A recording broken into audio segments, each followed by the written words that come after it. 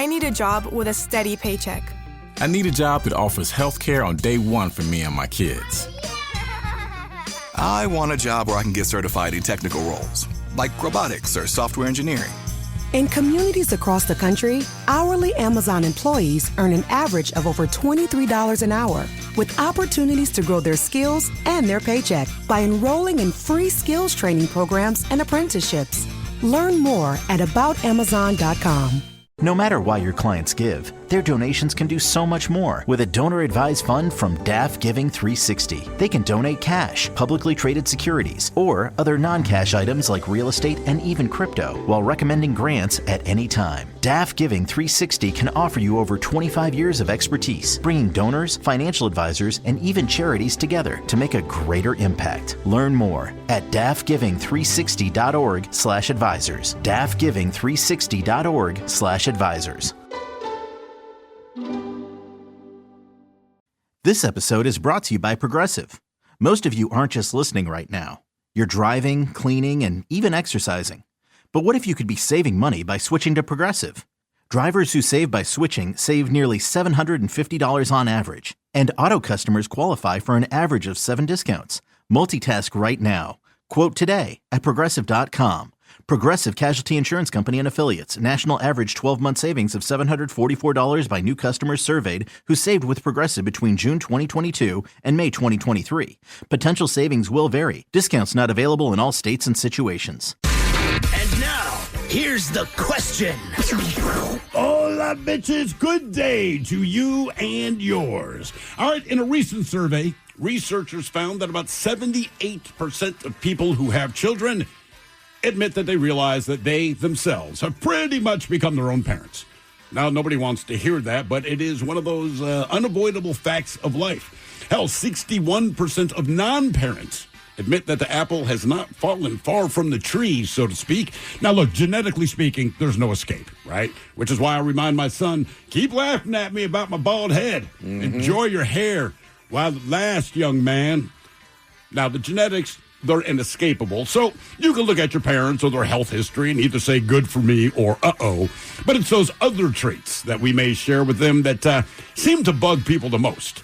Like, do you share their temperament, their hobbies, their work ethic, their alcoholism? For better or worse, we are the product of our parents. And even if you're determined that you will not be like your parents, it's a sign that you would be like your parents if you didn't put in the effort to not be like your parents. But whatever, that's what we're talking about today. Those good or bad moments that we realize that we've become our parents or avoided it altogether. And that's today's question. Brought to you by our friends at Advanced Hair Restoration. We want to know, honestly, for better or worse, how are you like your parents? Or what will you never do because your parents did? Be a part of the big show. Call 206-803-ROCK. Like the Men's Room on Facebook. Follow us on X and Instagram at Men's Room Live. Send your emails to the Men's Room at KISW.com. And now watch the show live on YouTube at KISW. I need a job with a steady paycheck. I need a job that offers health care on day one for me and my kids. I want a job where I can get certified in technical roles, like robotics or software engineering. In communities across the country, hourly Amazon employees earn an average of over $23 an hour, with opportunities to grow their skills and their paycheck by enrolling in free skills training programs and apprenticeships. Learn more at aboutamazon.com. Donor-advised funds from DAF Giving 360. Your clients can donate cash, publicly traded securities, or appreciated assets like real estate. It's a simple, tax-smart way to give. Learn more at dafgiving360.org/advisors.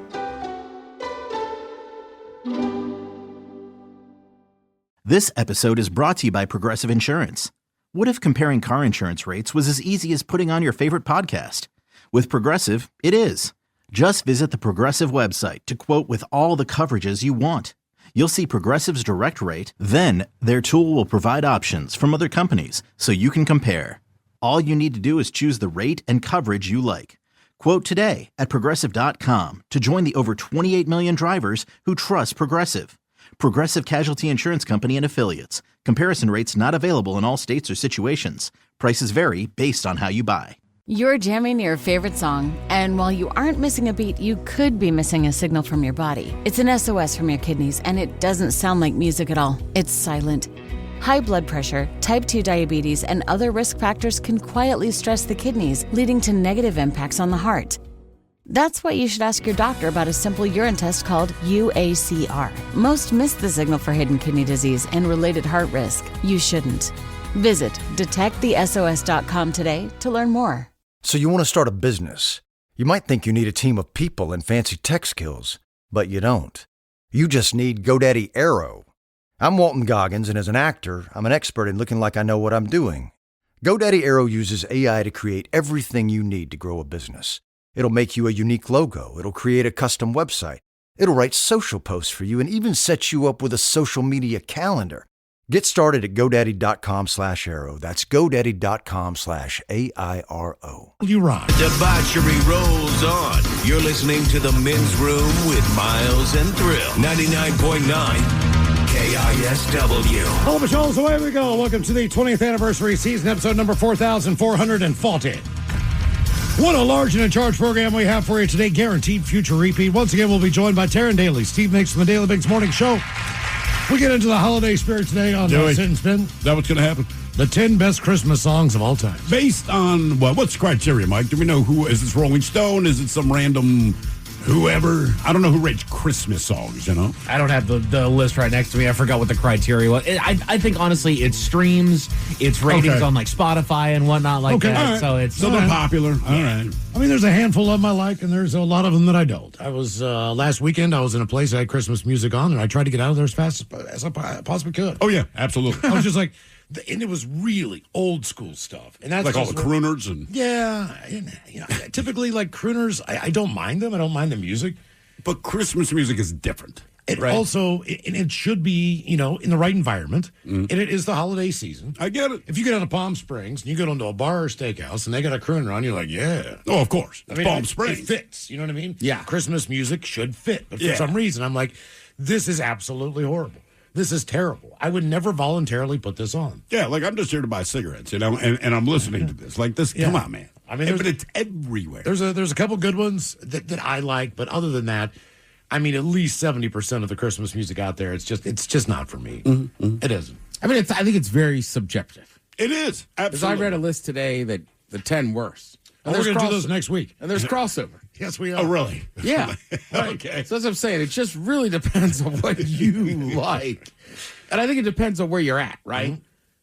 Like Miles saying, like if you're just at somebody's house or whatever, I don't know. But like at the grocery store, I feel bad for those people. They got to listen to it for a month. Right. If you bring it up to the employees, just the face they give you, like, I understand. Yep. Like, I'm just here to pull lobster out of a tank, bro. I don't want to listen to this on loop. Yeah. And like you said, they're all like 2 minutes long. And again, it starts so early, right? So it's like we could wait a little bit to start it. No. Because I've been in a restaurant that cut it off at like noon on Christmas Day, and we were like, whoa. It's Christmas Day. Christmas Day. Today, I fully And the expect waiter was just nice. He was just like, we're going to kill ourselves. I think we're that was so tired of my it. worst experience in radio. It was, I took over overnights for this lady on like the easy listening station, and I just remember walking in. I should have known. It's the day after Thanksgiving, and Fran Lane, the woman in front of me, she just had this kind of distressed look on her face, and she says, "Hey, I have something to tell you." I'm like, "What's up?" I thought something really bad had happened.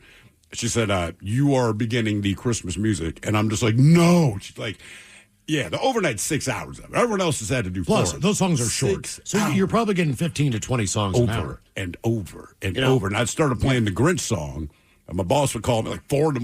like, "You can't play the Grinch." I'm like, "I can, and I'm going to, because it's the only thing that brings me any joy is to do that." That's a long, long night. This sounds horrible, but one of the things I hated, I don't know what it was. It's like, sometimes you just hit the lottery on certain stuff. So around the holidays, my stepfather and my mom, they would go to a ton of holiday parties. Just associates they knew. They would go to different businesses. They would go to their friends' homes or work parties and all that stuff. So at the age that I was at, with 14, 15 years old at the time, maybe 13, I remember one holiday in particular that I was always at home by myself, and my brother and my sister were either there with them, I was babysitting or whatever. They were younger. So, but the Christmas carolers would only come when I was home alone or taking care of my brother and my sister. And when the doorbell used to ring, you go answer the door. Sure. There's no ring cam. There's no looking out. We didn't have like a window. You open the door and then there boom. they are. You got 6 people, 8 people, and they're going to bring that holiday joy. And it's just me in my pajamas at 14. You know, they do a song, and I'm like, you know, one guy clapping. And then 1, 2, 3, 4. Then they bust into it, and I'm like, no. How many songs do they do? Typically 2 or 3. I was going to say 2 or 3. 2 or 3. Yeah. It's like the mariachi band showing up at the Mexican restaurant. It really like is. crap. If the guy starts playing, he's here for the duration. Do not make eye You have contact. to act interested. You can't just sit there and look like, bah humbug. I'm not interested in this. You have to actually, it's good role playing for if you want to be an actor. You know, It is. Can you stand there and look like you are happy that this is going on? That the cold air is rushing into your when house? All you're thinking is, how many more? I did not know this song had this many more verses. Right. I just heard the standard one. I'm not even sure I know these words. Like you're doing the long version. Like just do the 5 days of Christmas. It's Feliz Navidad. It's got like 2 verses, man. Yeah. It's like they come up there and start doing 100 bottles of beer on the wall. You're like, oh no. I'm going to be here for a while. Jesus. You know, but yeah. So today on the question, speaking of growing up, we're going to talk about your parents, for better or for worse, how you like them, or because of what they, maybe how they brought you up. Not that they meant to do anything or meant to harm you in any way, but you just definitely didn't want to do or repeat some of the things that they did. Sure. With your own children. And or just as a human being. I mean, even if you don't have kids, there are things where you're like, look, I did not have to have kids to say what I didn't want to emulate from my parents. Oddly enough, when I had kids, it was more, what do I want to emulate from my parents, right? Because all those stupid sayings that they told you, but you realize the reason you remember them is because they worked.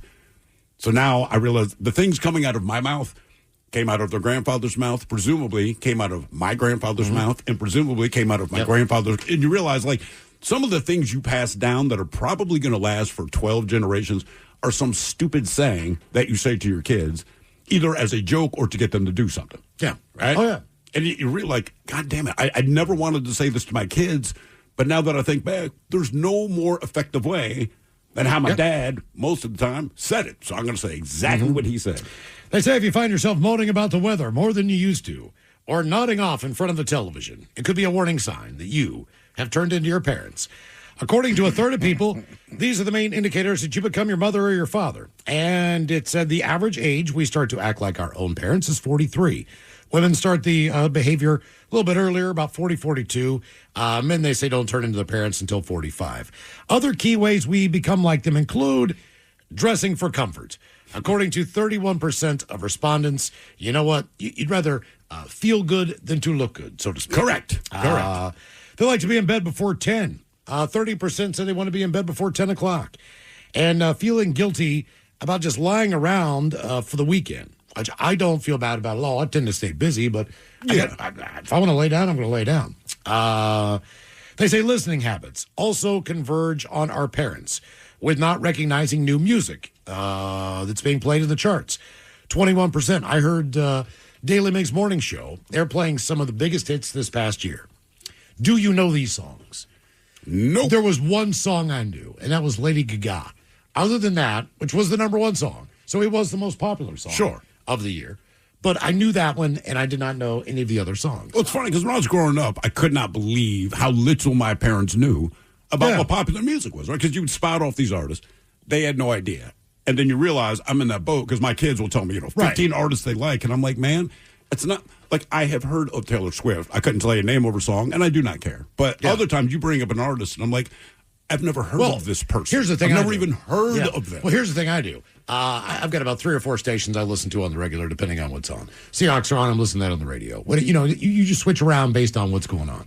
But I listen to high school kids at C89.5. Yeah. They play real popular dance music and EDM and stuff like that. So I know the bands before they're popular. You know what I'm saying? Yeah, you're cool. All right. I know the new Diplo before it even comes out. You know what I mean? Do you?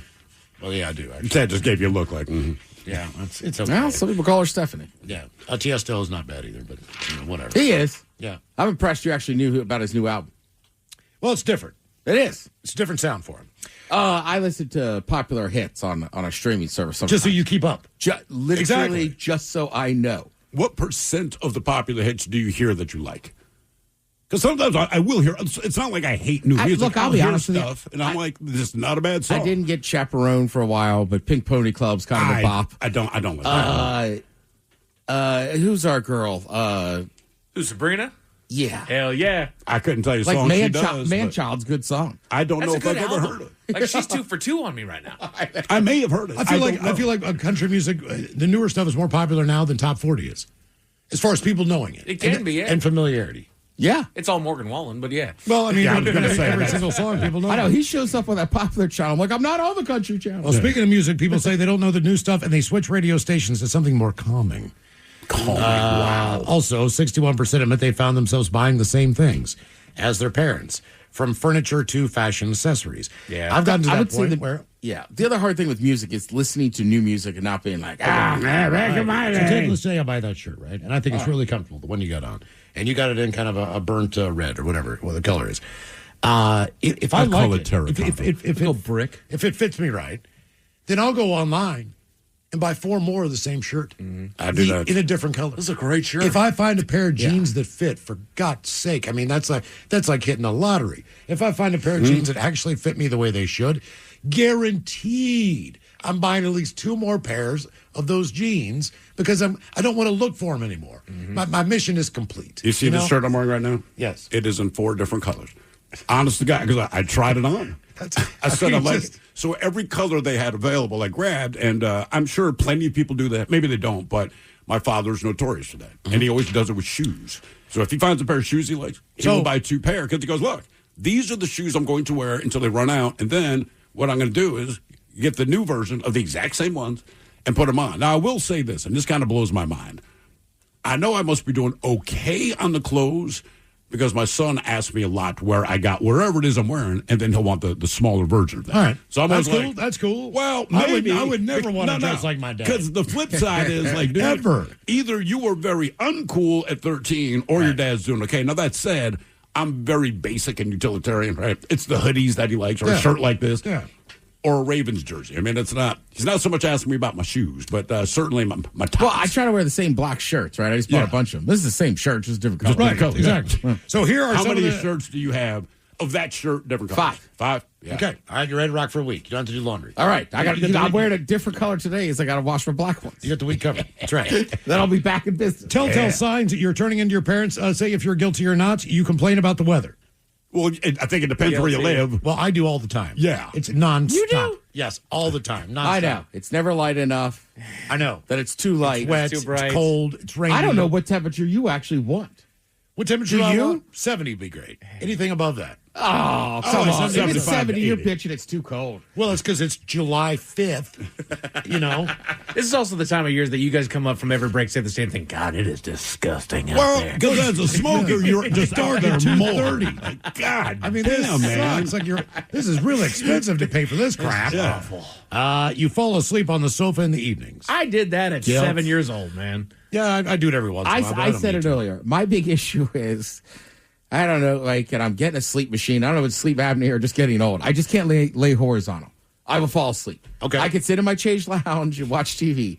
But I did it last night. I'm telling you, man, now that I got that thing, that platform for my bed, Yeah. sleeping with your head up, that makes a world of difference. As far as acid reflux, everything. You feel so much better when you wake up in the morning if your head is slightly above your feet. I swear to God, I got one. I don't know I'm that proof that is positive. true. Proof positive. I can guarantee you that. All right, I try to do it, but the problem is some point through the night, I will throw the pillows around. That's just I don't your use go-to a pillow. move. What's that? You don't use a pillow. Right. I try to keep my head up higher, but I wake up and it's on the other side of the bed. You've thrown it. I got to get Velcro it. I got to get like a pregnancy pillow. Okay.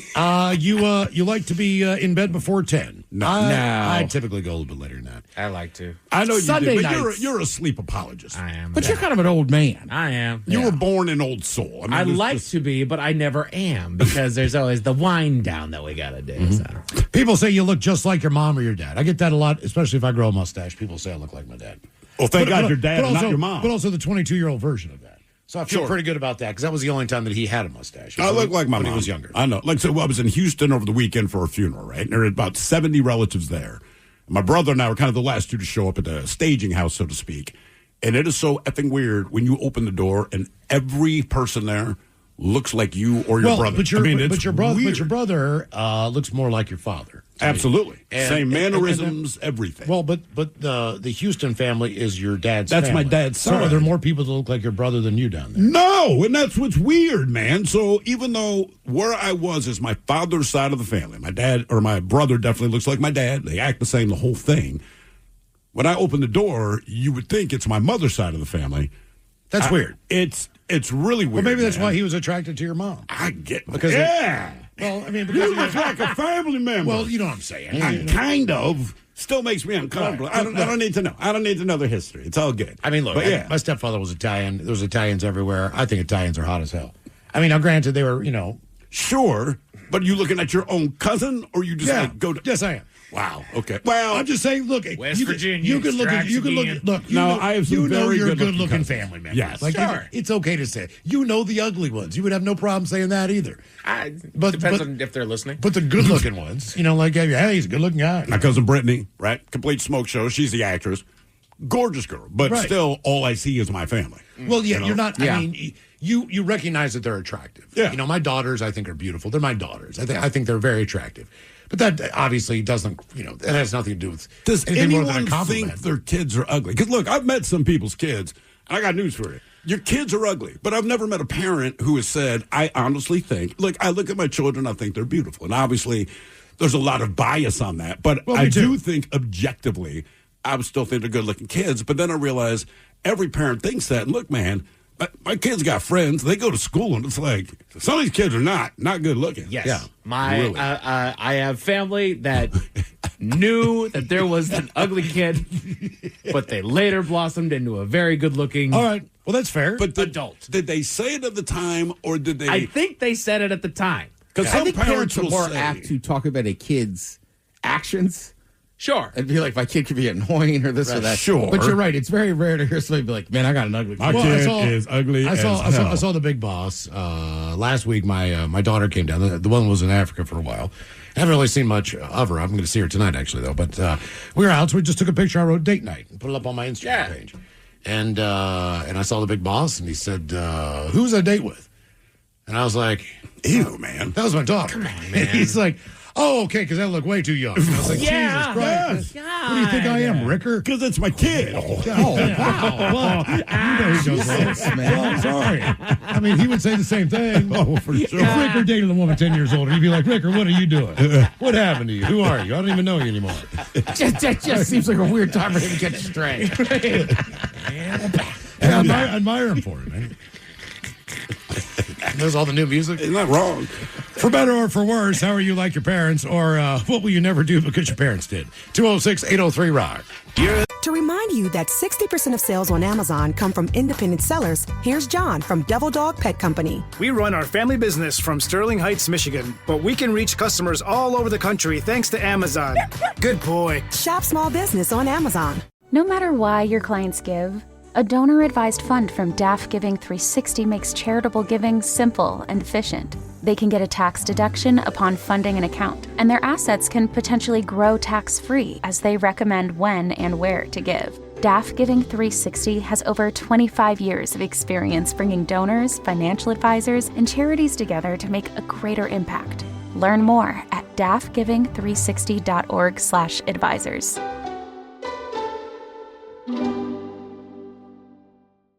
This episode is brought to you by Progressive. Most of you aren't just listening right now. You're driving, cleaning, and even exercising. But what if you could be saving money by switching to Progressive? Drivers who save by switching save nearly $750 on average. And auto customers qualify for an average of 7 discounts. Multitask right now. Quote today at Progressive.com. Progressive Casualty Insurance Company and Affiliates. National average 12-month savings of $744 by new customers surveyed who saved with Progressive between June 2022 and May 2023. Potential savings will vary. Discounts not available in all states and situations. In a world of endless notifications, there could be an important one you're missing.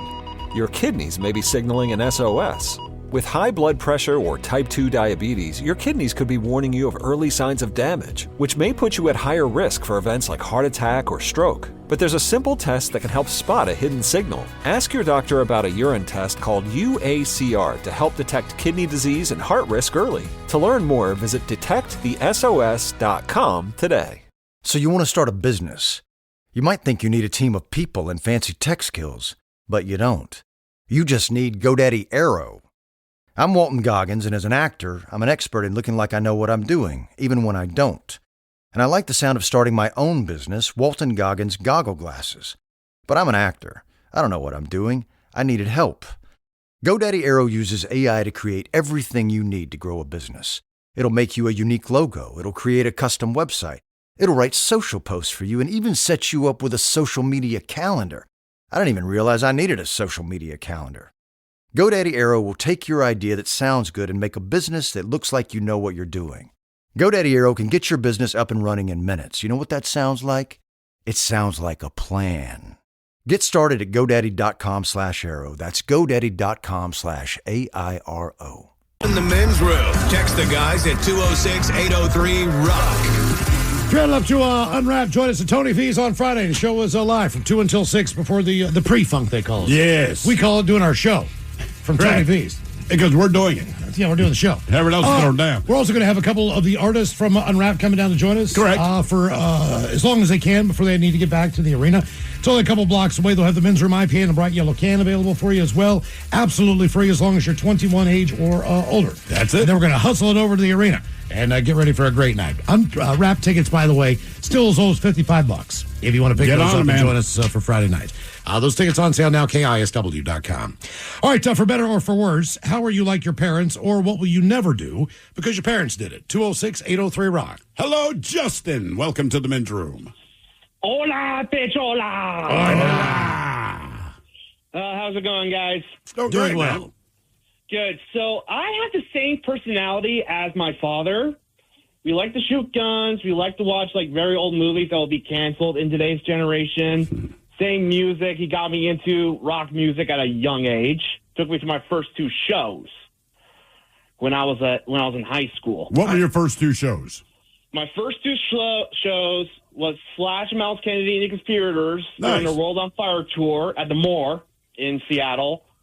And the second one, may he rest in peace, Ozzy Osbourne with Black Sabbath at the Tacoma Dome on February 6th. That was a good one. That was a good one. Those are some strong shows to start with, man. I kind of find, when you're in a car, you're trapped. So no matter what your parents are listening to, that's what you are going to listen to. Every once in a while, you get a turn, but for the most part, it's their way or the highway.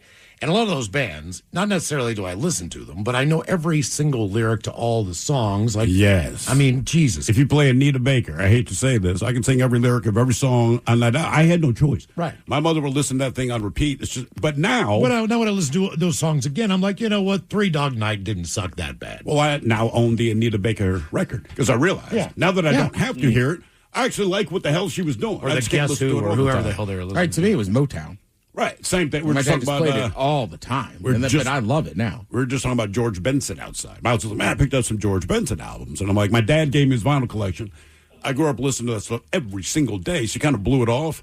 I got his I put it on. I'm like, George Benson was a badass, man. Right. This stuff's great. Well, even when the Carpenters come on, I'm like, my mom loved the Carpenters. She loved the Carpenters. Okay, I get she it. still does like the Carpenters. I mean, she doesn't listen to them all the time, but I mean, I grew up listening to that crap, so when I hear it, I'm like, it's nostalgic. I know all these lyrics. Right. I know every single lyric to these songs. Well, Justin, Carole King's the same way. So, Justin, all right, so these sound like good things. Are there any negative things about knowing that you are basically your dad's son, so to speak, where you're like, oh, boy, this is the negative other part things, of it? Yeah. I think it's more on his temper. All right. I would say the least, on his temper. It will take a lot for me to get ticked off. It's the same way with my dad. But I will get to the point where I will go ballistic on something, like my dad would. Okay. But it takes a while to get there, you're saying? It does take a little bit for me to get there. Do you have any food similarities? Food similarities? Yep, pretty much. Okay, that's the one that's a little bit different for me. Well, I take after my mother in every way except diet, all right? So me and my mother were both crazy. We're loud. Do not tell us what we can or can't do. Blah, blah, blah, all that stuff. We're loud mouths. We know it. But when it comes to food, my father and I basically have the same palate. If it is made of plant we'd rather not eat it. Or my brother takes after my mother. The only way he takes after my mother is diet. They'll both eat anything.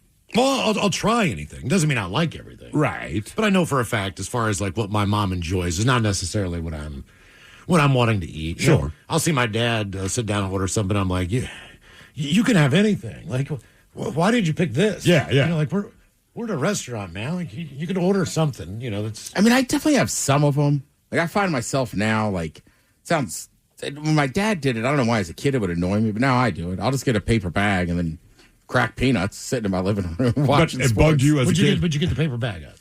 Yeah, and he would do it all the time. Well, it makes sense because you don't get all the You don't want to shells get. everywhere. Look, I get it. I don't know why as a kid it annoyed me, but I find myself doing it, especially like Thursday Night Football. Like, oh, but have some peanuts. Do you do that with pistachios too?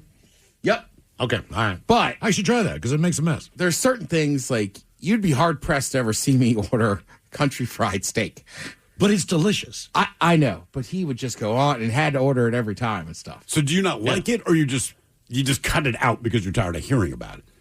I think I'm just tired of hearing about it. That's and my fair. mom would always be like, don't order that. It's like the worst thing you can order. Well, I mean, Not as healthy, far as your that's for health, sure, yeah. Correct. And he'd be like, oh, gotta get one. We went to the 5 Point. I'm like, Dad, they have the best hamburgers in here. They got great fries. You know, 5 Point's really solid breakfast food, all that. He got an open-faced turkey sandwich, right? All right. Now, they put it on Texas toast, like egg toast, like egg bread, and it's toasted real nice. And and it's they use fresh turkey. They make their own breasts and slice it. Yeah.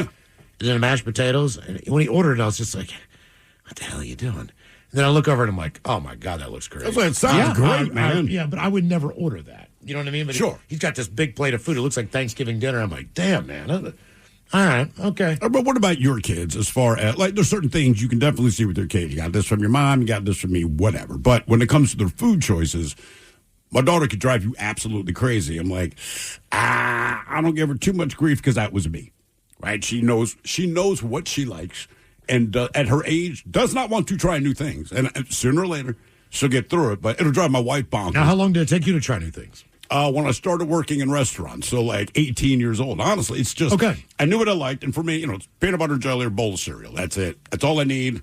Pizza, the obvious stuff, right? But as far as stuff you're going to make for yourself, that was it. My daughter is very much locked in the same way. And then when I started working in restaurants, you just had to try different meals. And then all of a sudden, the whole world suddenly exploded to me. I still don't like what I don't like, but my palate definitely developed. And I'm like, all right, man, I like a lot of different things now. And then I see my son, who's like his mom, he'll try, and like you said, won't like everything, but he'll try anything. Rarely will he say, no way. Well, my brother to this day will not try new stuff. Really? Oh, it's unbelievable. And he worked in restaurants, right? You mean stuff that would seem, like sushi? Sushi. Okay. Refuses. He's never even tried it. Right. I don't think he's ever even had like pad thai. Just the idea of going to a Thai restaurant to him, he's just like, no. Will he eat Chinese? Yeah, but like American Chinese. Like General Tso or something. Correct. And that's much more like Panda Express. Like my mom and stuff. So I'll take a little more like my dad. I'm like, well, we got to try it. Yeah. Actually, my in-laws are like that, man. It drives me bonkers when we have to visit them. None of them, well, my one sister-in-law, she will try things. She lives in Manhattan, so naturally she's willing to try more food. But the rest, man, like if we go there, when we spend the week at the beach, you're going to eat the most basic stuff on earth. If they all want to go out for dinner, that's the part that kills me. Like, look, if you're going to cook food, I'm not going to say anything. I need whatever it is you make. But when we go to a restaurant, my wife and I, I'm like, we're pushing to go to like place blank because the menu looks the crab interesting. shack. Right. And they're like, hey, man, we just want burgers and nuggets. And these are grown-ass adults. You could get a burger at a restaurant. I know, but they don't even want to go to a restaurant that gives you the option of eating interesting food. I'm like, dude, it's a beach town. There's a burger on every freaking menu down there. If you want chicken nuggets, every menu has them on there, right? I'll tell you what. I was going to say, like in my family, I'm almost like the exotic one. Right. Which is what you try. Right. Like, I mean, years ago when we went to Disney World, right, there's this, I forget what it's called. Basically, you prepay before you go. Sure. And you can go to all the different restaurants at the resorts and everything. So you've already paid for it. So I'm like, well, I'm going to try some mess. Yes. And they're just like, oh, he's crazy. Where did you go that blew their mind? Yeah, dude, again, simple stuff, right? Like, I like monkfish. All right. I would never try monkfish. Like, wait, you wouldn't try it? That's what they say. Like, come on. Just try it. What's it taste like? It used to be called poor man's lobster. Correct. All right, I've never had it. I mean, that gives you an indication, right? Right there. Right. So it's soft and delicious. Yeah, I thought it was great. So Or it's like black cod. popcorn encrusted mahi-mahi. Right. I mean, I can Too remember. exotic. Yeah, right. Like, That's exotic? Popcorn encrusted? Popcorn. That's what I'm saying. I like the Smiths are pretty plain. And they can make good food, but you're right. It's all kind of the same It's stuff. the same stuff. So when we were there in August, the deal I made with my wife, because I know how it goes down with the family, we're going to have dinner together, and it is fun. You have a good time. It's just the food is... So I said, all right, listen, we are going to lunch on our own. When we go to lunch, it is you and me. That way we can get whatever the F we want to get, and then when we sit down for dinner, we'll do the dinner, and then there's always one big night where the whole family goes out to a restaurant, and again, you're just looking at the menu like, how would you like your burger? That is about the extent of the questions that they're going to ask you. And I'm like, look, I have no problem with burgers, but I'm like, I flew 3,000 goddamn. I can get a burger anywhere. Can we just go somewhere? What happened to you in Houston? You ended up eating Two. Olive Garden. To me, that's I've never been to Houston. But all the talk about Houston and barbecue. It's so if I'm good. going there, it's like Kansas City. I'm going to eat barbecue. If you have barbecue in your town, Memphis, wherever I am, if that's what they got, I'm going to eat barbecue. To go all the way to Houston, Texas, and eat Olive Garden, to me, is just like wah wah. It was, man. I flew down for a funeral, and 8 million family members there. But the one thing about that family, they can hook up barbecue. Make no mistake, they can all cook it. You can go to any restaurant. It is delicious. So it's a sad occasion. But let's not lie. We were all kind of It's excited. a celebration of life. To eat but that, I will say her funeral was truly that. It was so extravagant. It was ridiculous. I won't go through the whole thing, but I got there Saturday morning. The funeral was Saturday afternoon. So I guess Friday there was a viewing, whatever else. And my parents have been there the whole time. And if you knew my Aunt Fran, this would not shock you. But I just found out yesterday via my wife. She's like, I talked to your mom. She's like, Fran had a wardrobe change between the viewing and the funeral, and then I believe internment. I'm like, what does she share? I mean, like, yes, you are not alive, and she still had wardrobe changes. But if you knew her, you go, of course she did. But the funeral ends, and everything in Houston is 8 million miles apart. We finally get back to the staging house. We know we're going to eat, and all I'm thinking is barbecue. And we roll in, and there's some caterers already there. I'm like, all right, cool. They got their stern nose burning, and they pull the foil off the top, and I'm like, is that goddamn Olive Garden? So what'd you get? And I knew it was Olive Garden because of the breadsticks. What did you get? So you had the choice. Seriously. Did you go fettuccine? Did you go red? Do you want the fettuccine or do you want the spaghetti noodles? I got these spaghetti noodles with the red sauce, which came with the meatballs. No, I want some of that chicken too. So I got the chicken and the meatball with the. And look, it was fine. The breadsticks were delicious. But even my cousins, I had 2 cousins that were there from L.A. And they came over to me and they were like, "Hey man, I was expecting barbecue." I said, well, me too, man, but we can't say anything. Now we look like bad people if we bitch about the fact that it's Olive Garden, but honest to God, I wanted some freaking ribs and some pulled goddamn pork, and I was pretty sure that's what was going to happen because everyone in this house, all 70 of them, eat barbecue. So it may have been because they eat barbecue all the time. They wanted to do something different, but I'm like, Olive Garden. Well, man, when I go to the place, I want to eat the local cuisine. Right. So kind of same thing on a funeral. We had my dad's first funeral, right? Yeah. Right before we did the one in Arlington. Same thing. You know how it is. It's hard to find a spot on a Monday afternoon, but we found this brewery. So we had like cold cuts or something. All right. So now we're going to go to Cousin Tom's house. So on the way over, I said to my Uncle Phil, who's driving me, I said, let's stop at this seafood restaurant. So we haven't had any. And I'll buy a few orders of crab balls, right, Jerry? Yeah. Not cheap, but let's do it, right? Yeah. And then we pull up and he goes, Ted, those smell amazing. And I said, you know what? Your brother died. It's my dad. I said, F him. And we sat there in the car and just ate one order of them. Right. Why not? I could have gone in and sat down. Right, because as soon as we brought them in, they were going to get attacked by everybody. of course. But same exact thing. Like, it was like, how are we at this funeral and have nothing with blue crab involved? Yeah, I couldn't wrap Especially my if head you around fly 3,000 miles. Last time I met up with my family in Ocean City, Maryland, it was a family vacation, and they want to cook like 3 or 4 nights out of the week. We're only there for 5 nights. This is where I get all the food that I've missed that you can't get anywhere else. Sure. It's just local to that area, and it's good stuff. And look, I don't want to go out with 8 people either. You know what I mean? You guys go this place, you go this place, but I just don't want... I want to eat crab cakes. I don't want ground beef taco night. Like, not tonight. Oh, I had it. Not tonight. I just Did you have it? Yes. Yeah. Remember I told you we had to go to the grocery store. My wife had to get whatever. Oh, that's right. And I said, I will grab, just give me the list because I want to get out of here. So I grabbed the stuff and she's like, hey, that's not even the right brand of canned corn. And I'm like, come on, man. She goes, look, you know my family. It will be an issue. I'm just like, fine. So basically everything I grabbed, we had to put back and then just get the right brand name.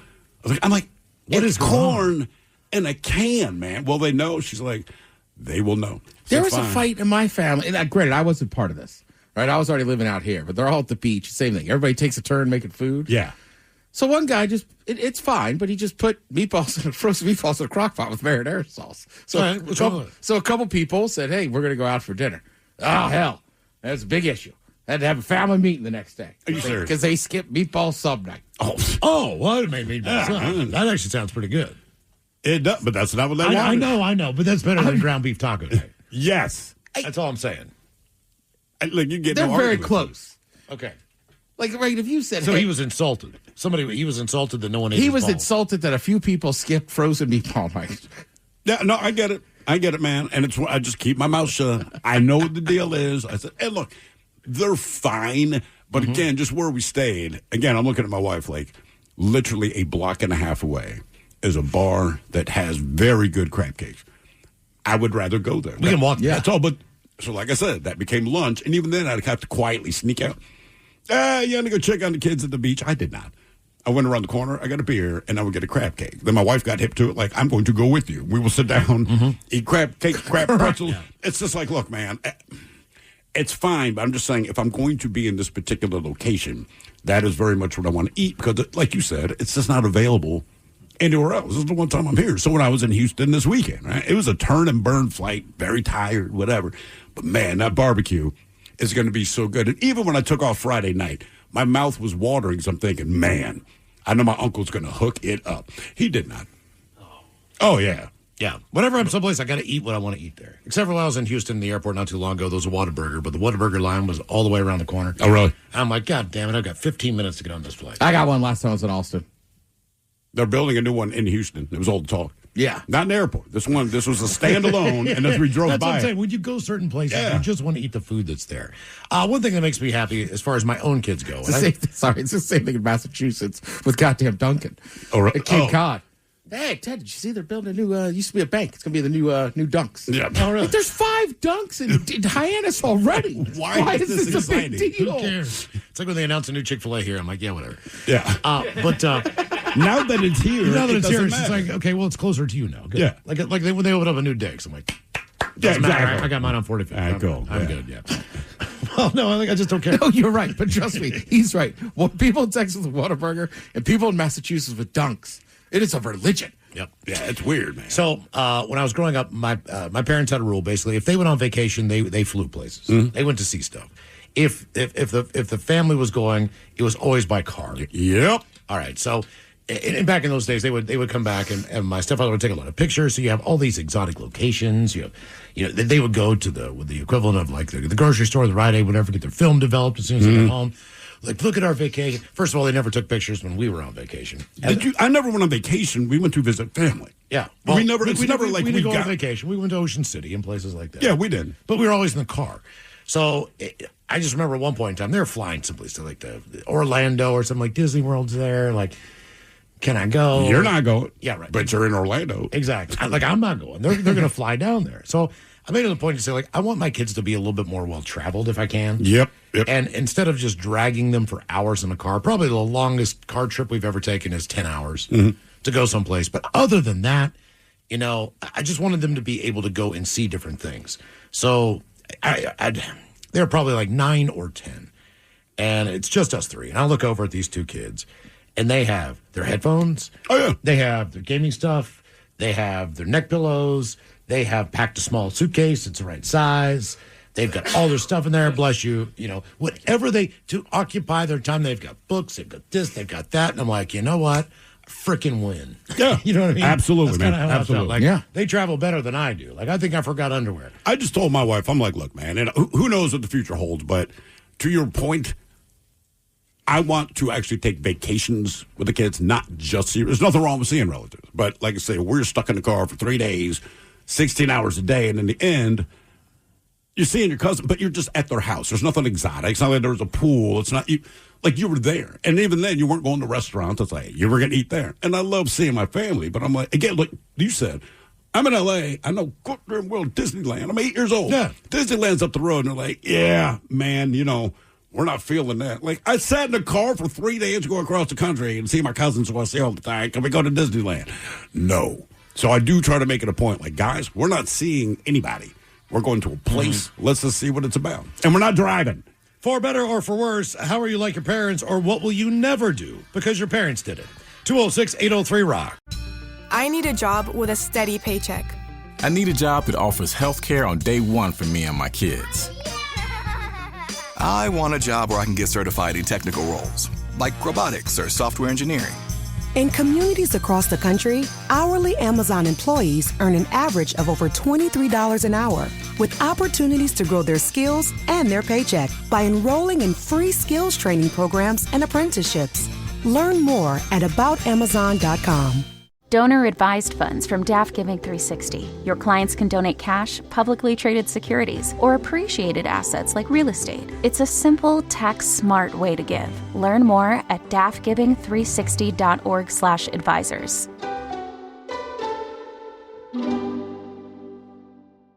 This episode is brought to you by Progressive Insurance. What if comparing car insurance rates was as easy as putting on your favorite podcast? With Progressive, it is. Just visit the Progressive website to quote with all the coverages you want. You'll see Progressive's direct rate, then their tool will provide options from other companies so you can compare. All you need to do is choose the rate and coverage you like. Quote today at Progressive.com to join the over 28 million drivers who trust Progressive. Progressive Casualty Insurance Company and Affiliates. Comparison rates not available in all states or situations. Prices vary based on how you buy. In a world of endless notifications, there could be an important one you're missing. Your kidneys may be signaling an SOS. With high blood pressure or type 2 diabetes, your kidneys could be warning you of early signs of damage, which may put you at higher risk for events like heart attack or stroke. But there's a simple test that can help spot a hidden signal. Ask your doctor about a urine test called UACR to help detect kidney disease and heart risk early. To learn more, visit detectthesos.com today. So you want to start a business. You might think you need a team of people and fancy tech skills, but you don't. You just need GoDaddy Aero. I'm Walton Goggins, and as an actor, I'm an expert in looking like I know what I'm doing. GoDaddy Aero uses AI to create everything you need to grow a business. It'll make you a unique logo. It'll create a custom website. It'll write social posts for you and even set you up with a social media calendar. Get started at GoDaddy.com/Aero. That's GoDaddy.com/AIRO. To remind you that 60% of sales on Amazon come from independent sellers, here's John from Devil Dog Pet Company. We run our family business from Sterling Heights, Michigan, but we can reach customers all over the country thanks to Amazon. Good boy. Shop small business on Amazon. Donor-advised funds from DAF Giving 360. Your clients can donate cash, publicly traded securities, or appreciated assets like real estate. It's a simple, tax-smart way to give. Learn more at dafgiving360.org/advisors.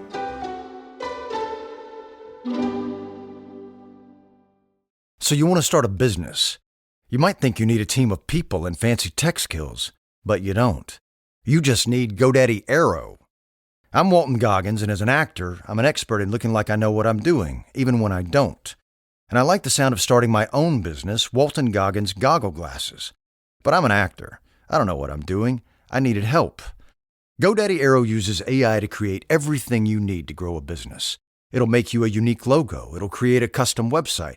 It'll write social posts for you and even set you up with a social media calendar. I didn't even realize I needed a social media calendar. GoDaddy Aero will take your idea that sounds good and make a business that looks like you know what you're doing. GoDaddy Aero can get your business up and running in minutes. You know what that sounds like? It sounds like a plan. Get started at GoDaddy.com/Aero. That's GoDaddy.com/AIRO. 99.9 KISW. The shenanigans continue. This is the Men's Room with Miles Miles and Thrill. What way are you like your parents, for better or for worse? And what will you never do because your parents did it? Couple of responses here. My dad is old school and doesn't get in his feelings. It's hard to read the man. I feel like he doesn't trust me, and I felt hurt because of it growing up. Come to flip around, I hear the same from others about me. I seem uptight. Don't seem to trust others because I don't open up to them. So I came full circle. Another, I'm like my mom in that when I get stressed out, I burst into tears. I really don't like that. And even with tremendous self-control, I managed to keep the tears from flying out of my eyes. My voice, though, will pitch real high and give it away. Our question, for better or worse, how are you like your parents, or what will you never do because your parents did it? 206-803-ROCK. Hello, Nick. Welcome to the men's room. Hey, what's up, fellas? Hola. Well, I've been listening since day one, and it's the first time I've called in just so I can bitch about my dad. All right. Awesome. Glad we had something for you. Real Only quick, took 20 years. I need to go golf again. So this time I promise I won't dump the golf cart, but let's go hit the links while it's cold outside, huh? All right. Oh. All right. Anyway, my dad lives with me, and I have a lot of kids, and the last two are still living at home, and kind of one of them joined the Navy recently, and so he was home for Thanksgiving, and I get to see everything that's bad about me in my sons, and then I get to see where it comes from my father. It's great. Now, do you see anything good as well? Like, I can take credit for that. Oh, that I can take credit for? Sure, I'm great. But of course. No, I mean, look, we take things from our parents, good and bad. And my dad is an old hippie. He's a good dude. Like, he's a family man. There's lots and lots of things about my dad I'm really stoked about, and I'm happy to emulate. But he doesn't understand that anger is a secondary emotion. To him, anger is how you just deal with stuff. And, that's what was spread on to me and then my sons. And so now trying to get that to change. And, I mean, trying to tell a 77-year-old man, like, he literally, what do you want me to do? Change? Yeah, dude, that's exactly what I want you to do. That's it. You can't be angry at everything all the time. People are just wired that way, though, man. I mean, you never know. People, look, they say a tiger can't change his stripes. You can change behaviors, but I mean, the root of who you are is still going to be in there somewhere if it festers up or not. But that's where the effort comes in. And try to restrain yourself. To know how you're hardwired and try. And look, no one's going to be perfect about it, but look, man, I'm self-admitted, I'm not a patient guy.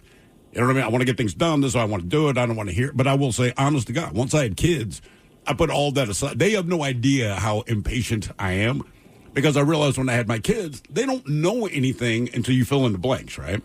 So once you give them the information, like, I do expect you to behave a certain way when it's been made clear, but otherwise, I come off as being a very patient individual, which my wife finds funny. She's like, you're not. I'm like, you know that, but somehow when you have kids, at least for me, my experience was it forced me to identify what it is I want to hide from them about me, you know? And typically it's the worst of you. So there's stories I hide from them, but just certain behaviors or whatever it is, you know, I kind of put the foot down on it. And the nice thing is now, very naturally and with very little effort, I'm still patient with them. Because that's just, as soon as I see them, that's how my brain clicks, right? You just, all right, what's the deal? Just explain it to me. It's fine. We'll get through it. But if you had told me that was going to happen before I had kids, I'd have been like, you're out of your mind. Mm-hmm. Plus, at a certain point, like with this guy, what he's like, he's 77. Right, but at a certain point, people choose to do that. Sure. Yeah. Right, and then the excuse is, I'm 77. Or, or let's just wait. Like, no, it's not. You're choosing not to control your emotions. Because you've had 77 years to work on it. You're taking it out on other people. Oh, I was going to ask him, what did he see? You know, he said he gets something bad from his dad, and then he can see it in his son. I was like, what is the thing that keeps bouncing through the generations? Right? Like, what is it about? You can look at your dad, good or bad, and you go like, okay, my kid got this quality. I could say they got it from me, but if they got it from me, it's because I got it from one of my parents. Yeah. Right? You can't even really what's take the one quality from your parents that you absolutely drives you nuts? I'll be honest, man. They're not bad people. There's nothing about my them. mom's like wonderful. My mom can drive me nuts, but it's only because we are the same person. Mm-hmm. And like anything, you know, you put that together, your radio waves definitely they accelerate. Does your dad have patience for you because of that relationship? He's a patient guy in general, and then his oldest son is my brother, who's just like him, who's also just a very patient, pragmatic person, man. Just you assess the situation before you respond to it, if you know what I mean. Right. Yeah. Or my mother, you just tell her the situation, she's going to fly, right? And I do the same thing. And we just had this conversation in Texas. There's different people asking us questions. And she looked at me and smiled. And she said, we are the same person. I said, right. And we get it. We love each other. But it's like, yeah, we will drive each other crazy. But I'm like, look, I get it from you. And then knowing my grandmother on her side, I'm like, you got it from your mom. Right. And I remember my great-grandmother on her side. Like, and she got it from her. Like, this is just something that's not going to go Here's the away. one that my mom got from her grandmother, who I just happened to see over the Thanksgiving break. 99 years old. Yeah. She said, when are you coming back? I said, next Thanksgiving. She's like, well, I'm like, you'll be here. I know. Trust me, I know. She's a hoarder, all right? Ugh. And so is my mother. And nothing can be thrown away. Nothing can be donated. Nothing can be, you could have a whole bag of stuffed animals. And I'd say, Mom, why do you have these? Why don't you give these to a kid? I mean, a kid would actually maybe sleep with them or, like to have them on their bed and play with these things, you know? And, well, you never know. I mean, Yes, you do. Yes, we do know. No. My daughter's not going to have a kid right now. Yeah. Like, is that what you're saving this for? She's like, I still have your Letterman jacket. I'm like, why? Why do you have this stuff? She's got so much. It took me 2 hours to try to clear out. It's supposed to be a nasty winter in West Virginia where she lives. Yeah. So the one thing I just wanted to be able to do was get her car to be able to. It's a 2-car garage. I just wanted to Have be room for a one? little slit just to pull the car. And I spent 2 hours in her garage. The second day I was there, moving boxes, just rearranging stuff. It was all in plain view. Right. I was just trying to get. I didn't get rid of anything. She is freaking the F out. I mean, she is losing her mind. I can just tell she's getting stressed. Oh, what did you do with my shovel? You have 9. She has 9 shovels. 9, not snow shovel. No, spades. The same freaking shovel. She has 9 of them. I'm like, why don't you give this to the guy that comes over and takes care of your yard so he has it? Because he's a landscape guy. Right. Why don't you let him? He's the one out there digging. Why don't you give him 3 of these shovels? And you'll still keep 6. Yeah, right, exactly. Like, my mind is blown. There were 7 cans of WD-40 in the garage. What the hell's so squeaky? Why do you have 7? Is that why you're so organized? Is it a conscious effort to say, I don't want to fall into this trap? She told me to go outside and get a can of pinto beans for something. Did your dad? She was making chili. Is your not your stepdad was very clean. He's very clean, yeah. Right. I would imagine your father was. Like my dad. My dad's impeccable. So like my sister takes after my father much more than me and my brother. But as far as being just tidy? overall, okay, just over. But you can't say it to her. You can't tell people that. Right. Like whereas me and Chris are just like, yeah, we take after mom. But like she will clean all the time. All right. Like I talked to her days off Thursday, every Thursday, right? So the bad habit I have is from my mom, same way. It's like, I don't know how to explain it. I'm just like, yeah, like my house isn't dirty. It just gets cluttered. Yeah. Sure. And I just don't care. I wish I cared more. Right. I couldn't have clutter because my dad was ex-military. And so, and look, he was a little bit of a hood, as I'm understanding it now, when he was coming up. But the military kind of set him straight. But he took all of those lessons he learned there, and they're good lessons to have. But like, I mean, just how you made your bed, how you cleaned up. Yeah. But there is it's not just that you clean, it is the methodology with which you clean, right? So, I mean, how you vacuum. Not just vacuum your room, it had to be short strokes, period. Because I'd always treat it like a lawnmower, just kind of go through the perimeter of the room, come back. That would drive him absolutely batshit. But now, when I vacuum, I realize I vacuum like my father vacuumed because it was just beating in your head. This is how you do it. My mom had an exercise bike in her garage from 1982. You couldn't even pedal it because it's stuck. Rusted shut, It's rusted shut. It's this big, heavy thing. Like, you've never gotten on this thing. She has one of those things like a little mini trampoline that you bounce on. Oh, the little round one? She's 77. Like, she's not bouncing on a little trampoline anymore. Like, what are you doing? Like, why do you have this stuff? Like, there's plenty of people in that area that live in poverty. Yes. All you need to do is put yard sale free on a sign down by the road, and people will come and pick this crap up for you. Absolutely. Why do you have an IBM typewriter? Oh, wow. You have a computer that you use. You do not need an IBM typewriter. Where are you finding ribbon for this? Yeah, this thing, I picked it up to move, and I almost threw my back out. It weighs 95 pounds. Oh, yeah. Those things are super heavy. It's like, Jesus Christ, man. Like, why are you keeping this? So that's, go through it later. That's the one that was really nice back in the day, and that's like,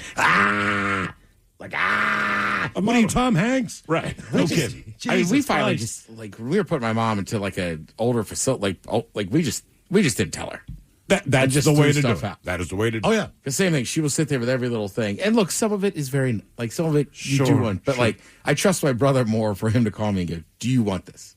Oh yeah, right. And we're not talking about photos. Just like you're saying. we do it with our right, kids like now, If anybody's ever sent flowers to that house, whether it was my grandfather passing, whether it was a Valentine's thing, whether it was the holidays or whatever, there is not one vase that she has thrown away in 50 years from any florist, from any she doesn't reuse the nice crystal ones or put her flowers in there. Oh, no. The vase she got in is perfectly fine. And there are 100 vases just in case. I think that might be a I don't know. female What thing. in the hell's going on here? Like, what is going to, if a flash flood happened in that town and killed 50 people, she could have a vase of flowers for each and every one of them. The thing with is, an original vase. I will not buy my wife flowers with the vase because I'm like, I know you have a vase that these flowers will fit in. You have 9 million That's of them. honestly, like, look, I'm not being mean. I know that we have vases for these flowers. So I got to the flowers. I'm not buying the vase. Oh, yeah. And then, of course, it's that weird thing where, like, there are 4-5 boxes of Thanksgiving decorations. Thanksgiving. Like dried corn. Oh, you name it, man. Like fake pumpkins, crap that you hang on the door, wreaths that look like a scarecrow. Cornucopia. Flower, like the dead leaf things, that look like fall and crap like that. I'm like, just look out the window, dude. Right. It's fall. You know what I mean? You don't have to recreate the season. You don't put snow on your roof, do you? Like fake, like, look, it might be snowing up here. Right. Like, Jesus Christ. And then I had to move all this crap so that she could get all of her, and she's going to replace that, obviously with all of her Christmas decorations. Of course. Which are the same, like little, those little dumbass things you used to buy at a Hallmark store. It's like those little figurines and trinkets. Inside of the little thing, dude blowing a freaking holiday horn and crap like that. Like, who cares? Right. You know what I mean? Like, why does this little trumpet guy need to be here? And like, I get if you put a manger out or something like that, but all this other stuff is Dude, my grandma, this is just funnier, but my grandma had these Santa heads. So when you're a Just kid, the head?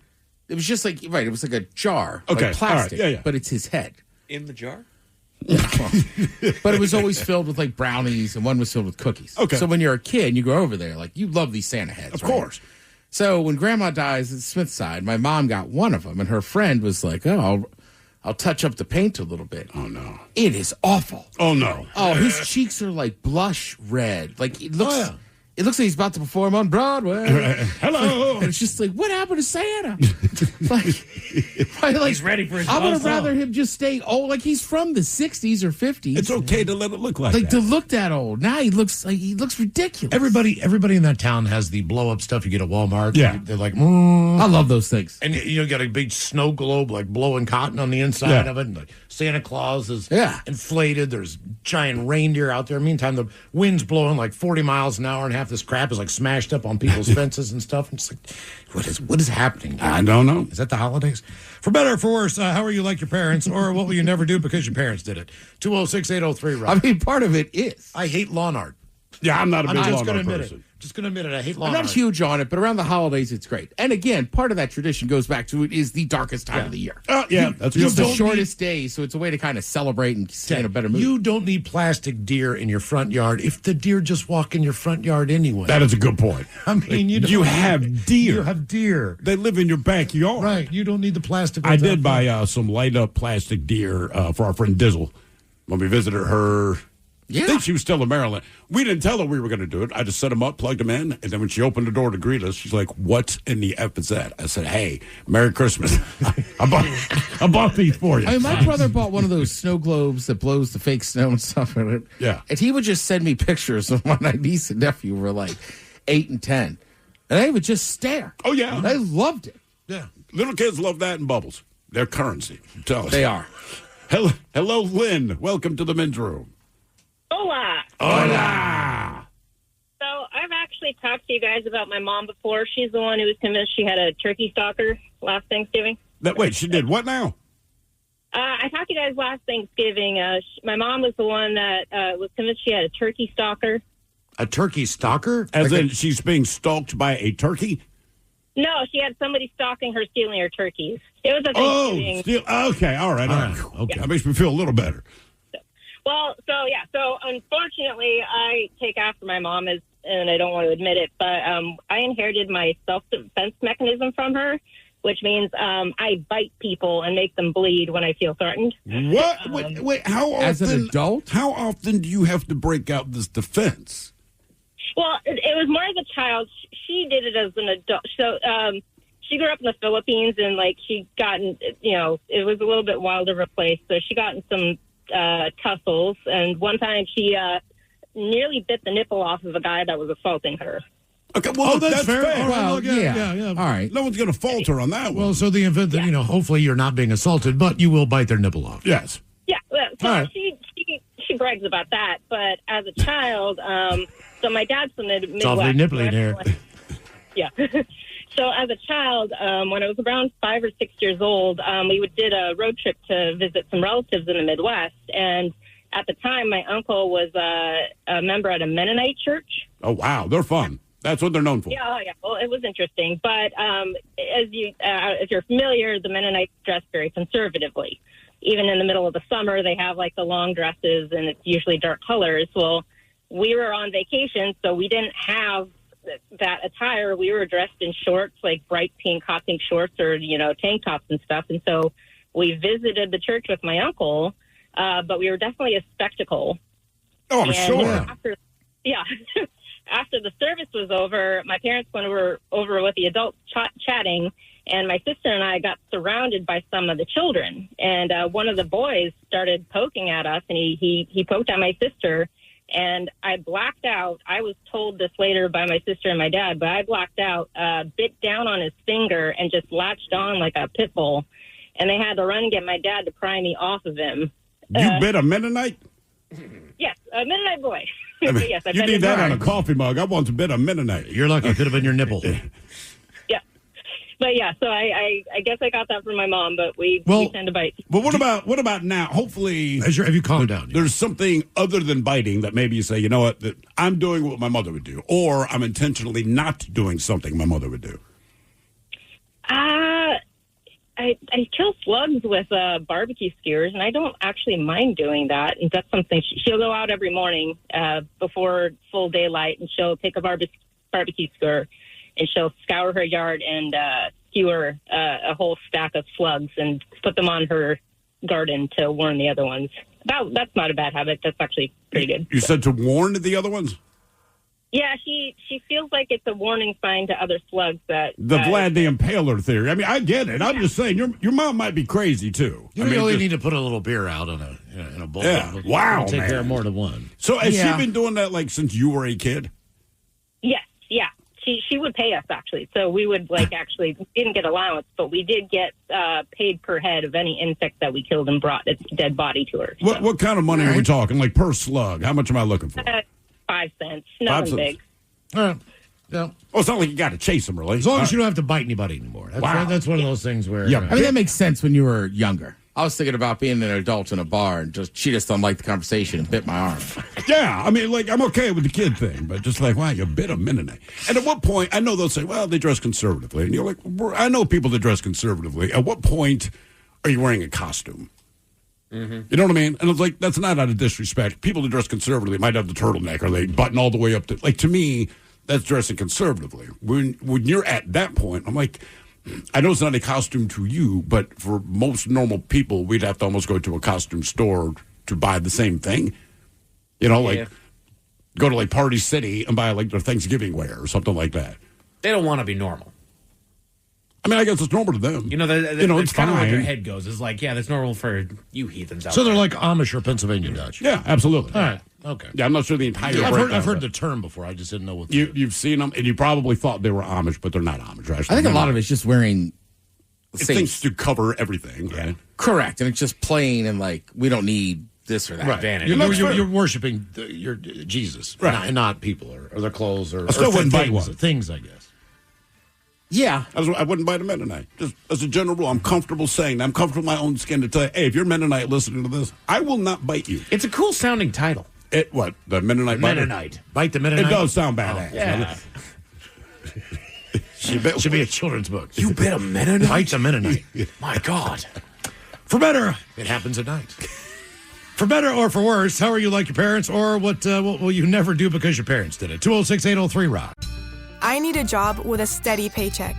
I need a job that offers health care on day one for me and my kids. I want a job where I can get certified in technical roles, like robotics or software engineering. In communities across the country, hourly Amazon employees earn an average of over $23 an hour, with opportunities to grow their skills and their paycheck by enrolling in free skills training programs and apprenticeships. Learn more at aboutamazon.com. Just got a new puppy or kitten? Congrats. But also, yikes. Between crates, beds, toys, treats, and those first few vet visits, you've probably already dropped a small fortune, which is where Lemonade Pet Insurance comes in. It helps cover vet costs so you can focus on what's best for your new pet. The coverage is customizable, sign-up is quick and easy, and your claims are handled in as little as 3 seconds. Pro tip, Lemonade offers a package specifically for puppies and kittens. Get a quote at lemonade.com/pet. Your future self will thank you. Your pet won't. They don't know what insurance is. No matter why your clients give, a donor-advised fund from DAF Giving 360 makes charitable giving simple and efficient. They can get a tax deduction upon funding an account, and their assets can potentially grow tax-free as they recommend when and where to give. DAF Giving 360 has over 25 years of experience bringing donors, financial advisors, and charities together to make a greater impact. Learn more at dafgiving360.org/advisors.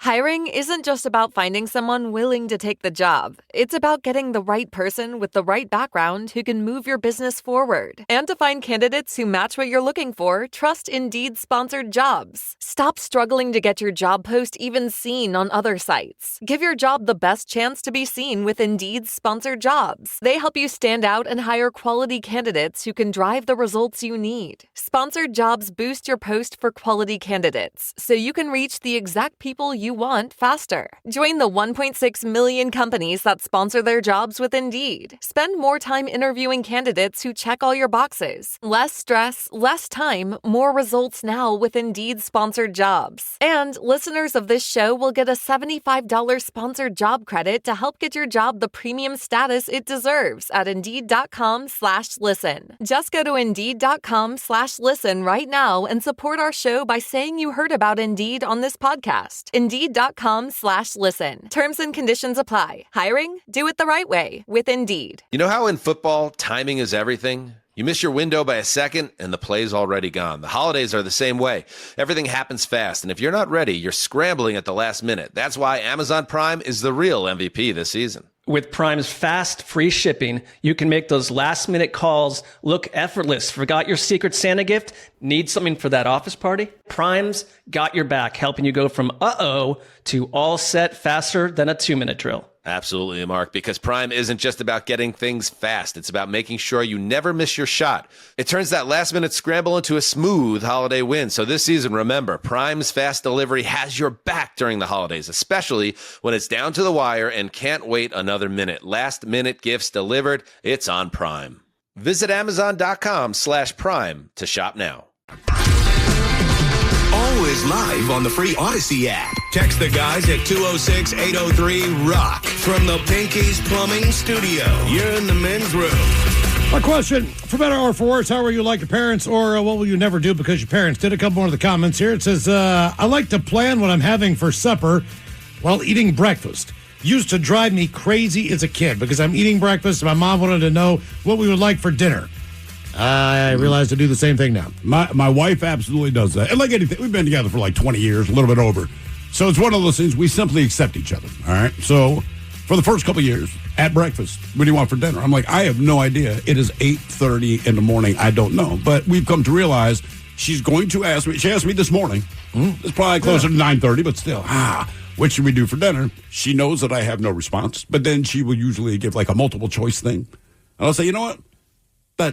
That sounds good. Fine. That sounds good. Go no further. Yeah, that works. We did the French onion soup the other day. Can't remember which day of the week it was, and she's like, And again, about 8:30 in the morning, what should we have for dinner? I'm like, babe, seriously, man, we go through this every day. You know I don't know. She goes, well, I was thinking either French onion soup, said stop, done. Yep. And we had conversation. And it was delicious. Here's what I can relate to. But it says, my sister and I both avoid wasting food as my parents grew up, I guess, with their parents in the war. Sure. Understandably, at that point in time, food was scarce. So we were brought up to not waste food. We are both also stubbornly self-sufficient, just like our dad. I will say this.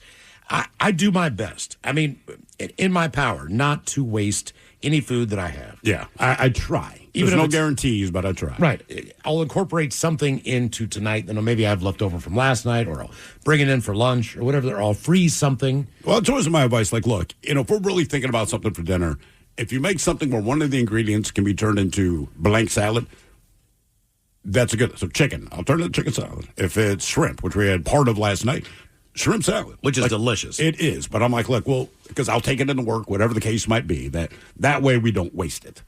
For better or for worse, how are you like your parents, or what will you never do because your parents did? 206-803-ROCK. Hello, Emily. Welcome to the men's room. Hola. Hola. So my mom is super sweet. She's in her mid-70s, and she's been the kind of person that her entire life she'll help anybody she can, whether it's family or people she just meets for the first time. They ask her to do something, she will drop whatever she's doing, and she'll do it, which is, nice. But it got to the point that people start taking advantage of her. They always assume, oh, well, so-and-so, meaning my mom, will go ahead and do this, just ask her. And they wouldn't even bother, checking with her first. They would just assume, hey, she's going to do it. And I found that I am the same way. I will help anybody that I can within reason, even sometimes when I can't, whether it's financial or just friends, and to the point where friends and people I just barely know will just be like, oh, well, automatically just ask Emily. She'll do it. No problem. Is that because you have a hard time saying no, or you just, in general, if people are asking you because they're in a difficult situation, you're going to be there to help them? Kind of difficult situation, but also just like I used to have friends that had animals. I'm an animal person, so they'd be like, oh, hey, can you pet? We're going on vacation. I'm like, yeah, sure, I can play with dogs. Sweet. And it got to the point where they wouldn't even bother checking, hey, do you have plans on this weekend? They would just be like, hey, we're going out of town for, X amount of days. You're going to be watching the dogs or the cats or something. And I'd be like, okay. So they just started assuming little things like that. Or people would be like, well, Emily has no problem saying no because, I feel guilty about it. If I can help, I can. And, yeah, I do have trouble saying no and even, setting up boundaries. But it's a good thing because I'm helping somebody. It's a bad thing because, I know they're taking advantage of me, and it's just like, well, crap. You're lucky that we're not dating there, Emily. I'd be like, oh, God, I'm so horny. Oh, my God. I'm so horny right now. Come on. Help me. So, did it drive you crazy that your mom did this when you were a kid, and now you find yourself doing it, or was it just normal par for the course? It depended on who it was. There were people that you need to stop doing this because, I realized they were taking advantage of her. And I'm like, and they're not good people. You need to stop. You're enabling them, or it's just, they're using you, and it's straight out messed up. And it drove me nuts. And now that I'll be quiet. And now that I'm in my mid-40s, I do the same thing, and I chastise myself for it. But at the same time, I'm like, fine, okay, sure. All right, with your friends, are you able to ask for, if you needed help, are you able to ask for a favor in return? Like for the people who you pet sit for, or whatever the deal is, Could you come over and check on my house if I'm out of town, or whatever the deal is? I feel weird because I feel like, and this is also instilled when I was a child, I feel like by doing that I'm a burden. So I have trouble asking for help, but I have no problem giving it. Okay. All right. That's fair. Yeah, my wife's not much. She's definitely not an enabler, but the first couple of times that I visited her parents in Pennsylvania, if you're there, 30 different people are going to show up at the house at some point during the day. And they sit down, and she will make food. They have coffee. Is it a daily thing, or is it just because you guys are in town? Oh, no, it has nothing to do with us in town. Half the time it's like, oh, we didn't know you guys were in town. Other times it's like, we heard you're in town, but we heard it when we stopped by yesterday, right? So it's that kind of thing. And I'm always like, well, it's kind of cool, but it's like she is the central location for the friend group without question. She's a very cordial woman, but she's also very no-nonsense, right? So it's one of those, I wouldn't even say strict, but, when she's angry, she whispers. One of those, miles, right? So somehow it's even worse. So she's that person, but everyone adores her. Everyone's at the house all the time. I'm like, interesting. Since we've had kids, I realized my wife has taken up that mantle because my house is the central location. The kids love being there, Well, that's what she grew up with. So that's her comfort zone. That's what she does. You know what I mean? So it's just, and I'm like that. I never would have thought that I would be in the house that is kind of the central location for all things. But if any kid anywhere needs anything, it's got to be my wife. She's going to stuff them in the car, legally or not. Just saying. But as many kids as she can fit in that car, she's the one who takes the mantle on it for all things. And I'm even like, babe, you don't need to do this. She's like, I know. And that's the entire discussion. I'm like, oh, okay. But that was Bernie's mom. Really? Yeah. And like to this day, I wouldn't say her first name, Mrs. Granzo or Mrs. G. But same thing. Like you went over there all the time. I mean, even the day he got married, me and another guy went over there that's married to one of his other sisters. And she, same thing, very nice lady, but has kind of some rules. Yeah, oh, sure. Yes. She was like, you guys, you two, you and Pat, Teddy, you better not have him drinking before the wedding. We said, Mrs. G, come on. We would not do that to you. We're in your kitchen eating breakfast. Like, get real. Yeah, we went straight from there to a bar. Yeah, of course. Before we went to the wedding. Sure. Yeah. Exactly. But it's almost like this give and take. Like, she knew damn well. She like, knows. we didn't want to get up at 8:30 and eat a breakfast for Tata. No. But you're going to because it's her. To get to the fun part. But that's my wife, man. I mean, like as soon as kids walk in the house, she puts them all in one place, and she has her list of rules. And they're like, you've been doing this for 9 years. Like, we know your rules, but she's going to repeat them anyway, right? So she seems stern and all that. But then at the same time, if the kids are hungry, she's like, you know where the goddamn food is, grab it. Yeah. Well, that's right. But what's funny, though, is if, like, the other kids' parents are there and they see their child, like, walk into the kitchen and grab something, like, did you ask first? And my wife's always like, do not bother me. They're not stupid. Mm-hmm. They know where the food is. They're more than welcome to eat it. Just grab it and eat. My thing is, if my kids were spending the night or they had friends spending the night, a sleepover kind of thing, it just gave me the excuse to do pancake and bacon alarm clock. Because they could have gone to bed at 3 o'clock in the morning. They could have been up all night giggling. I could hear them in there doing their thing, whatever. But, man, as soon as I start frying up bacon and start making pancakes, man, you just see these people just slowly zombieing down the steps. And sitting down. But I kind of like that aspect of it because that was like my favorite way to wake up in the morning on the weekend. One of the benefits of my kid having a sleepover is that I will wake up to bacon, right? I mean, that's just, right? It's a guarantee because she feels the need to feed everyone, right? There's 6 kids there, whatever. By the time I roll out of bed, there's still a pound of bacon. Yeah. I'm a weekend breakfast eater. Like, all right. I mean, I'm with you. I don't do it not during the Friday, week, but on the weekends. I mean, my buddy Jesse does it to me now. Now, he has 2 children. Yeah, that helps. Same thing. Like, I'll stay up a little bit later, sleep in some random room or a mattress. And then the next morning, you're like, hey, like cooking breakfast. I should get up. Yeah, every time. Every time. There's bacon, there's eggs, there's pancakes, the whole nine. I'm like, all right, you know what? I can live with it. Because my only rule when I do the sleepover, I'm like, look, guys, you're going to do what you do. Do not remind me that you're in my house. If you do that, we're all good. I need a job with a steady paycheck. I need a job that offers health care on day one for me and my kids. I want a job where I can get certified in technical roles, like robotics or software engineering. In communities across the country, hourly Amazon employees earn an average of over $23 an hour, with opportunities to grow their skills and their paycheck by enrolling in free skills training programs and apprenticeships. Learn more at aboutamazon.com. Just got a new puppy or kitten? Congrats! But also, yikes. Between crates, beds, toys, treats, and those first few vet visits, you've probably already dropped a small fortune, which is where Lemonade Pet Insurance comes in. It helps cover vet costs so you can focus on what's best for your new pet. The coverage is customizable, sign-up is quick and easy, and your claims are handled in as little as 3 seconds. Pro tip, Lemonade offers a package specifically for puppies and kittens. Get a quote at lemonade.com/pet. Your future self will thank you. Your pet won't. They don't know what insurance is. Donor advised funds from DAF Giving 360. Your clients can donate cash, publicly traded securities, or appreciated assets like real estate. It's a simple, tax-smart way to give. Learn more at dafgiving360.org/advisors.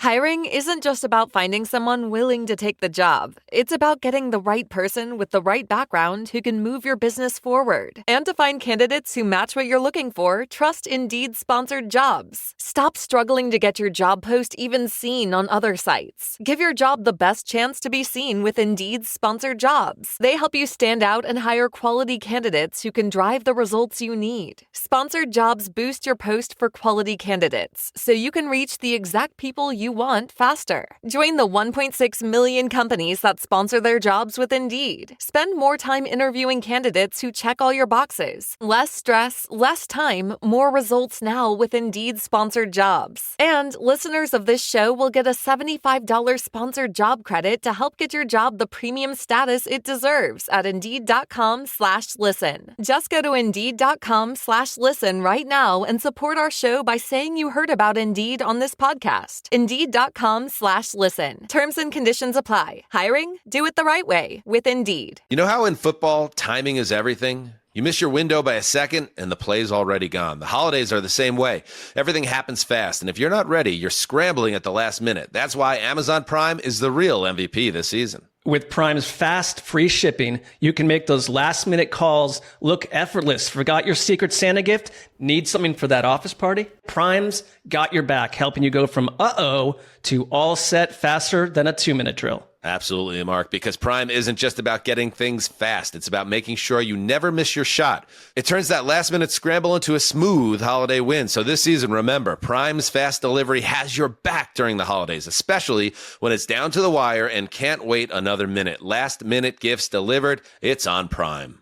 Visit Amazon.com/Prime to shop now. I will say this, as far as filtering my kids. What do you mean? Well, there was certain music I wasn't allowed to buy or listen to. Yeah. There were certain movies or shows my parents really did not appreciate me watching. But at the same, and they didn't like me watching television. I had a rule that I was allowed to an hour or a half hour a day of television watching because they wanted you out of the house. They wanted you doing stuff. Yes. My entire life was spent outside, never in front of a television. So, but I was limited on those things. So, if my kids wanted to watch something, it's got, brief nudity or cussing or whatever the deal is. As long as it wasn't too far over the line. Deadpool. That was my. Yeah, I mean, there's always going to be certain things where you go. Just wait. But I was like, look, man, you know most of the stuff. I've heard you on the phone with your friends. I know how you talk. So look, I'm not. This is not teaching you anything. You might get a laugh out of it, and I don't like the fact that you understand a lot of these things. But you do, right? That's the problem. But you do. Yeah. So there's nothing I can do. Well, my one daughter was 12 or 13 years old. Just a J-Lo movie. We're watching some movie. I don't know. There's a couple in the front seat of the car. Oh, no. And then she disappears. My daughter leans over to me and goes, Dad, is she giving him a And I was like, Jesus Christ, how do you know that? Right. I mean, you can't say no. Yes, but I think this is what this implies. Yeah. It seems to be what's happening here. Okay. I'm glad you know that. Exactly. She's just taking a nap, honey. What the hell, man? Yeah. She's resting. That's right. She's sleeping. She's resting. She's just putting her head down for a bit. Yeah, seriously, the only movie I had a hard time with was Deadpool. And because they weren't really interested in seeing the booby movies and all that kind of thing. They just wanted to see the movies. They saw, but Deadpool is so, quote unquote, cool as far as superheroes go. You see the commercials, and I'm like, Bud, man, I get it. I know you want to see it. It's honest to God. Because he's like, well, is it the violence? I said, no, it's not the violence. It's the language. He goes, Dad, I know cuss words. I'm like, but you don't know Deadpool cuss words.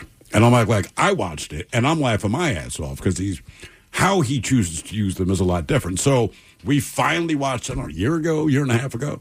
And he enjoyed the movie, thought it was great, but he looked at me and said, I completely understand. Then he watched the rest of them after that. Yeah, and we've blown through them. And I said, look, once we get past the first one, it's good. I just said, look, man. How about the boys? The boys, no, because the boys is different. I think he would lose his mind laughing at that. But I don't want enough to explain. It's more the visuals. Yes. Right? Dude, I'm not worried about the language on this one because I certainly hear you play your games. I know you know all of this stuff, but right. Yeah. Dude, right. Just a man sneezes, this thing happens. Some people are covered in stuff, and it's just like, look, I don't want to have I think he would lose his mind. I think he would, too. I would, you know what? I'd this be is happier awesome. if he said, I spent the night at so-and-so's house, and we watched a couple episodes of The Boys. I'd ask him what he thought. And I'm like, all right, man, now I can watch it with you. I just don't want to pop your boy's cherry and have to explain to you exactly why this is funny or gross. My folks were kind of odd with the censorship of what we were supposed to watch. When we were kids, we weren't allowed to watch The Simpsons with everybody else because same thing. Didn't like the way that Bart talked to Homer and didn't want us to emulate that. And that was a big problem with my sisters and I, is we did emulate a lot of what it is that we saw. So like Teenage Mutant Ninja Turtles and Power Rangers weren't allowed to watch those because we had a trampoline out back and we would always end up fighting Power Ranger style on the trampoline. and I would end up hurting somebody. So that got the kibosh as well. But then as we grew older, I feel like I was like 10 or 11 years old or something like that, and I had seen the movie Whole Nine Yards, and that was Bruce Willis, Matthew Perry. Good. Yeah, I remember. Fun movie. I actually really enjoyed it. That was one of the first movies that wasn't a cartoon. Sure. That was live action that I laughed at, that I thought was funny. It's got the guy from Friends in it. All right, this is cool. I didn't realize how much content was in that movie that I had zero business watching until we went over to my grandparents' house and they showed it to my granddad. They got to a scene that was in there where a few choice words were made, and he said the kids need to go. Now, I didn't have the heart to say, I've seen this movie like 5 times already, Grandpa. There's like full... Like there's a gal with her chest out at some point in that movie. I thought it was fake. That's how naive I am about this kind of stuff. But that didn't faze me one bit. I didn't start using the language that they had in that movie. Right. I wasn't just like, I want to go see more of that over there. It was a comedy. You to know me. better as a kid. You know what I mean? Like, you're not going to just spout off Deadpool to me sitting over dinner. Like, they're not stupid. Right. But it's just like, I want to take a hot minute before you watch this. And my parents, their thing was all about TNA. And I've said this before. But correct. Same with mine. The first R-rated movie I saw was Alien, right? And I was 10, I think, when it came out. Look, man, my mind was blown in a good and bad way. It was a phenomenal movie. It was a fascinating movie. It opened my mind to all these different possibilities. It also terrified the living piss out of me for about a year and a half after I saw it, all right? So my buddy, he was the first kid I knew with cable, and we got to watch Friday the 13th. Which my parents are worried about because it's a violent slasher. Well, they're also going to show some breasts. We didn't know that, and they did. And I'm like, look, as far as what had a longer-lasting impact in the moment, Alien disturbed me more than the boobs did. The boobs, I'm like, cool, boobs. And that was the beginning and end of it. Alien, I mean, every night I'm like, leave the light on, dude. I'm not, right? So I'm just saying, when you make these judgment calls for your kids, it's hard to know, like Friday the 13th wasn't like gratuitous boobs, not a sex movie. It's a slasher flick. But there were a pair of boobs, and I do remember that. And I was like, ooh. Cool. But I was kind of done. Alien, I mean, every night I'm like, this thing's going to rip out of my stomach and kill me. So, and I've told my parents that since then. I'm like, you picked wrong. That's all, right? If you're trying to... Yeah, TNA was should have watched... Do you take your kids to see The Exorcist, or do you take them to see, Porky's? Neither one would be great, but it's like, see Porky's. Don't take all them to those see The movies Exorcist. had gratuitous nudity. I mean, weird. I was Always. watching last night. They had. I thought my guide said I was watching Christmas Vacation, but it was actually European Vacation. Okay. And there's a point where Rusty starts making out with this girl. Yeah, Now, he's in supposed- Germany. Yeah, he's supposed to be in, If I remember. high school age. And they start As I kissing and recall. kissing. And the next thing you know, she just rips her blouse off. Yeah. It's just like, Jesus, that would not fly now. That would absolutely not fly. Nor does that actually happen. No, it does not. Right. That's really all that those things do, is to give you an unrealistic expectation Right. of the encounters that you're going to have later on And in you're your not. life. And you're Correct. not. And you're not. It's not going to happen. Yeah, But the most realistic one would probably be like Fast Times. What did you say? What was the movie? You said Animal House, and you thought, if you go to college, the panty raid. Yeah. Right? Oh, it was so common. It happened in, I feel like every college movie there was panty Always, raids. always. That was It's like, the this is just part of growing up. Or there's a peephole in the women's locker room. Right, you don't think that you're sexually assaulting people, which you are. No, Right? you absolutely Or are. your voyeurism, you're just like, oh, no, that's what you do. You drill a hole and watch them shower. Well, so my brother goes to college 5 years before me, and I'm asking him about it, thinking it's going to be like that. He's like, dude, it's nothing like that. He's like, all I It's do is boring. study, right? He's like, yeah, there's hot chicks and all that, but he's like, it doesn't make me attractive. But Like, they're not even like in the movies. They're just hot chicks. They're not like trying to get with you. And, oh my, Yeah, they're he made that slutting clear. themselves out. He's like, they're all yeah. getting drunk at the sorority party. No, he's like, no, Yeah. that's not. RoboCop was a bad one for me. How so? Because remember in the beginning, spoiler alert, at the beginning of RoboCop, however that cop dies, Oh, yeah, it was pretty bad. yeah, he's like melting and then the car hits him. Like, I don't know why my parents let me watch that scene. Because there's no boobs. There's no boobs, but you're right. And the rest of it is just a robot cop shooting stuff. Yeah. But that scene horrified me. Same thing like you're saying, like the alien thing, for months. That, and I'll always remember in Untouchables when they write touchable in blood. Yeah. Just screaming, like, oh my God. I think the closest thing to those comedies back in the day that I've seen lately, within the past 25 years, is Harold and Kumar. Yeah. Even if it's a guy with a huge bush. Old school. Yeah. Yeah, well, old school. had Old a little bit school, of that sure. too. Yeah, they had the naked wrestling. Mm-hmm. Yeah, That's how Blue died. Yeah. Yeah, they're having a couple movies that kind of capture that comedy and still, nudity realize- element, I guess. A lot of it, like you said, with RoboCop, it's the visuals a lot that I think as parents we just kind of overlook. But my dad didn't though. What do you mean? When I was growing up, that while we're talking out loud about it, I remember there was one movie. I don't remember which one it was. Like, it was a Bruce Willis movie. It was a war movie of some kind. But there was one particular scene. Now, people are getting blown up. People are getting shot all over the place. And I could watch this movie. But there was one point. I still haven't seen this part of the movie, mostly just because I forgot about it. But there comes a point where it obviously just got so intense and so devastatingly horrific as far as the imagery that he sent me out of the room every time. Like, this is the part that you don't get to watch because this is stuff that sticks with you. And his whole idea, same thing with what you were saying, the TNA and all that, that's going to come and that's going to go. Maybe you watch it when I'm not here, sort of a thing, right? But with those things, those are things that can't be unseen. No, you can't. Well, it's also back to what Steve was saying about, like, what affects you more? Like, you could watch Poltergeist, and you could say, like, I don't want you watching this one part. Well, it's the clown under the bed for me. Right. Yeah, that would be the part But specifically. you would say that's fine. You can watch Clown Under the Bed. It's not a big deal. Freak me the F out.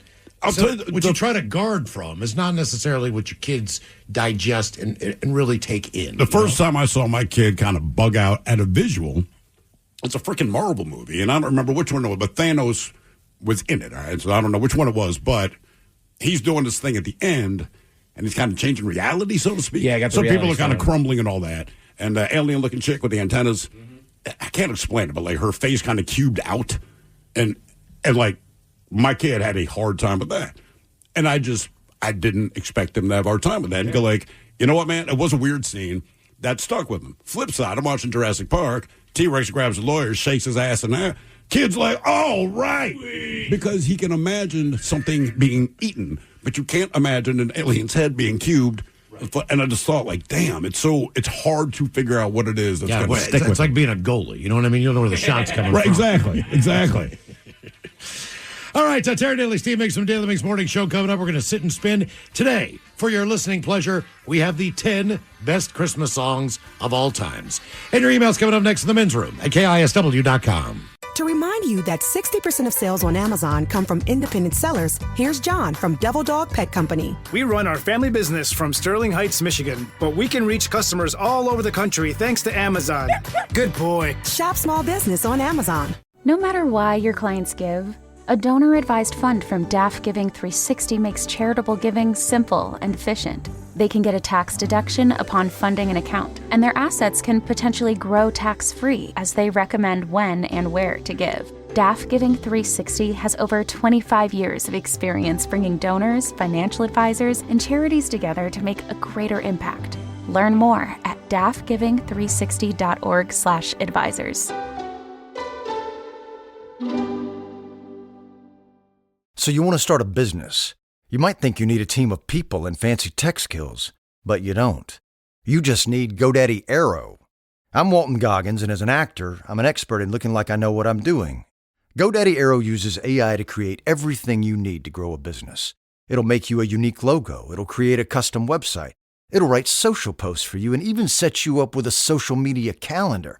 Get started at GoDaddy.com/Aero. That's GoDaddy.com/AIRO. Spectrum Business has a new offer that could be a game changer for small and medium-sized businesses. Are you ready for this? You could get free internet for life when you sign up for 4 mobile lines. Spectrum Business keeps businesses of all sizes connected seamlessly with fast, reliable business internet, advanced Wi-Fi, phone, TV, and mobile services. Manage reservations, process orders, entertain customers. Spectrum Business solutions are designed with your business needs in mind. Power all aspects of your business with free internet forever from Spectrum Business. Visit spectrum.com/free4life to learn more. Restrictions apply. Services not available in all areas.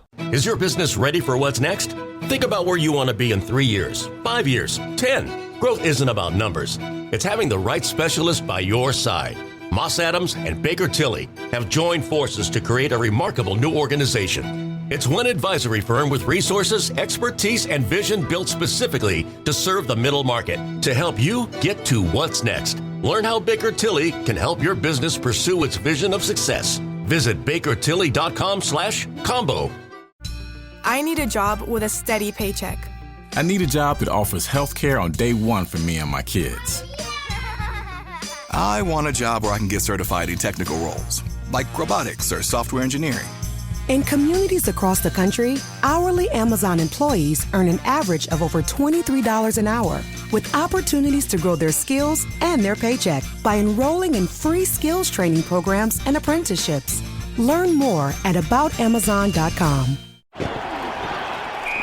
Hold up, we got one play. Everything we work for comes down to this. Quick question. Speaking of workouts, how would you rate your athletic program? Bro, we're in the middle of the state championship. Oh, so like a B+ then? Dude, get out of our huddle. Well, at Homes.com, we leave it all on the field to get you detailed information on local schools. Off the field. Off the field. Copy. All right, go sports.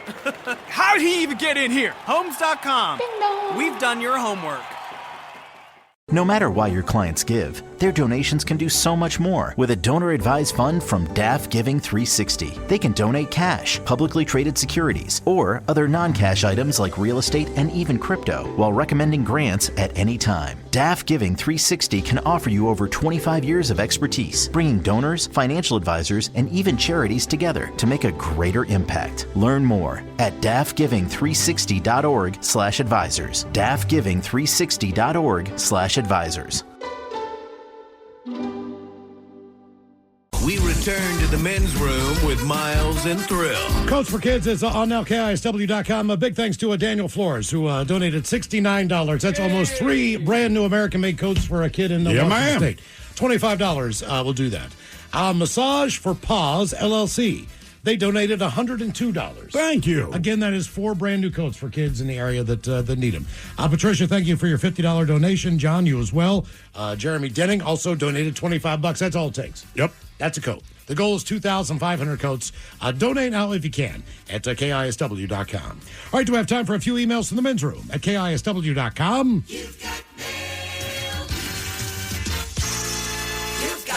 Got a couple from our question, for better or worse. How are you like your parents, or what do you not do because your parents did that? When I was a kid, I asked my dad on a Sunday evening, Dad, do I have to go to school tomorrow? I was kind of playing around as I knew the answer. He replied, no, John, you get to go to school tomorrow.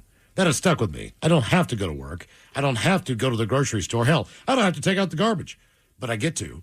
I appreciate and I'm grateful for the perspective on that. Yeah. That from John, the dog poop kid chasing guy. Tell Ted the comptroller needs to talk about the Western chapter. Things are out of control out there, dude. That's what I heard. The Western chapter? The Western chapter of the Oh, fan they're club. a mess. He's chasing kids. I mean, it's a mess. Guys, I'm generally lazy, which is like neither of my parents. From my mom's side, I get stubbornness, even though my mom will say that she is not. From my dad's side, apparently, I laugh like him. And my mom hates it. Guys, I'm almost a spitting image of my dad. I have his eating habits, sleeping habits. I still dress in the same style I found most comfortable. Haven't changed in 30 years. And smoking. What up, bitches? Mom and Dad have almost no physical ability to express excitement. They can feel it, but are totally incapable of visualizing it. I have the exact same problem. For example, 2016, my mom got us tickets for Painting the Grass, and I was like, hey, cool. Didn't freak out or anything. Then a few months later, on my 16th birthday, her and my stepdad got me a pass to go cage diving with sharks at the zoo and tickets for Prophets of Rage. This was all a surprise after school. I come home, see both tickets for the diving, and the show pinned to my door. Give my responses, sweet, thanks, in the most monotone voice imaginable. This habit gets me in trouble with my girlfriend regularly. Keep on rocking, bitches. That from Nathan. And I was going to say, I've gotten in trouble for the opposite. Getting too excited. Yeah. And then something else comes up, and I'm like, we got to change that plan. Well, you were excited about it. I got excited about a lot of stuff. That's a good. I get excited about a lot of things. All right, leave me alone. Guys, when I was in 8th grade, both my parents started doing meth. I didn't get ugly till I was about 17, 18 years old. Everything fell apart. Going through all that, I have no desire to try any hard drugs. I've only smoked weed a handful of times. Okay, time for a few birthdays brought to you by Men's Room Roasted Red Salsa from San Juan Salsa Company. Dip responsibly. Let's see. We got one here. Ola. I would like to wish my boyfriend of 3 years, Brian, a.k.a. Brown, a very happy 43rd birthday. I'm 1 day late. Oh, Jesus. But it's all good. Still waiting for that ring. Just wait another day. That from Natasha. Natasha ain't going to get a ring. Natasha, come on, man. If you can't remember. One small ask, you know. More than 3 years. On to the real birthdays. But Charles, I'd love to give a shout out to my amazing daughter, Marcelle. She's turning 20 today. Hard to believe she was born the same year you guys started at KISW. Wow. She's been an awesome concert buddy the last several years. Even been to Tony V's A bunch to enjoy the very best local rock bands. I know you guys will be there celebrating this Friday. So can she get Coke Ted giving her advice for celebrating her birthday before being able to drink? Maybe some shotgun gets from Thrill, and a couple of dad jokes for Miles. Thanks, guys, and congrats on 20 years. Thank you. That from Mike, the former forklift mechanic. All right, you're 20 years old, so I know what you're thinking. It sucks. Can't go out, this and that. Trust me, man. I've been doing coke for 25 years now. All right, I've been to all the bars. Everywhere you want to go. You got plenty of time. Don't sweat it, and maybe don't follow the footsteps of Coke Tech. Get.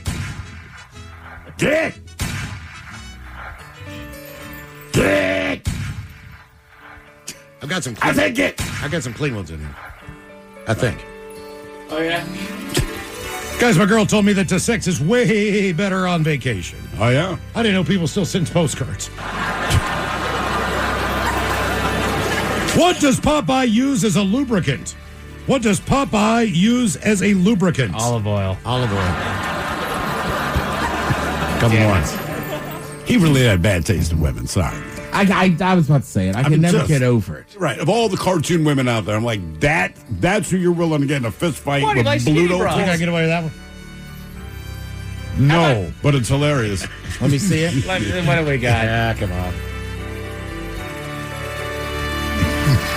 Okay, knock. Who's there? Who's there? I eat mop. Oh, damn it. I ate my poo. You ate my poo. I got some beauties in here. I'm going to try to figure out a way to do these not so appropriate jokes. Oh, yeah? Got one about an Avon lady. Got a bunch of good ones. That one's great. Yeah. You can save them for the happy hour. Skin so soft? I could do that, I guess, but I'd rather do them on the air, make everybody freak out. I want to wish my husband Dustin a very happy 34th birthday. He's a longtime listener of your show and got me into listening as well. How about your penis is too small, a bong rip, and some dad jokes from Miles that will keep Mike on the edge of his seat. That from Sean and MJ. Where's the one you can't tell? I've got like 5 of them. We came up with different ways to pull it off. Oh, did you? We did. Okay. And this came from the top. This is like the corporate way of doing it if you have a funny joke. Sometimes I don't trust his ear either. No, above that. Oh, even up higher? Yes. Okay, good. Yes, All right, I'll give you one right yes. now, but I'll give the answer after. Why did the Avon lady walk funny? Why did the Avon lady walk funny?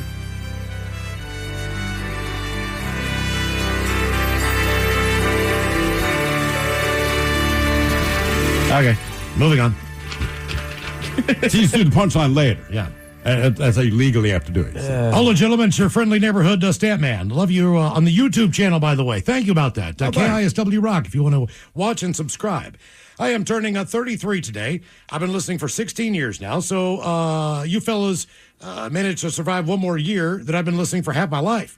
One of my favorite things has been hearing Thrill talk about his experience having kids through the years, especially now that I've gotten my toddler running around on my own. Experiencing it for myself. Godspeed, my brother. Anyway, my birthday wish is to hear Mike say the word dildo. Doggone it. And if I humbly ask for Thrill telling us what happened with the captain as the captain tried to come to port in Norfolk. Here's to at least one more year and hopefully many more. Cheers, guys. That from Chris. Like, it was just a question of whether or not I was allowed to say it. It doesn't mean I can't You say it. are We allowed to can. say it. We are Absolutely. It's the Right. man's birthday. I'm allowed to say it. That's the whole thing. That was the whole contention there. So now I know I am allowed to say it. So You don't have to. I don't have to. Come You're on, also man. allowed to say no, Mike. I am. Yeah. It's the man's birthday. It's 2 syllables. So what? Everybody gets a birthday. Yeah. And he's asking for this. It's special. It's special. It means a lot to him. Fine. Dildo. Enjoy that. God, the way you say it makes it unsexy. The answer, her lipstick. How about some captain? So you get it? If we wait long enough, we can do it, right?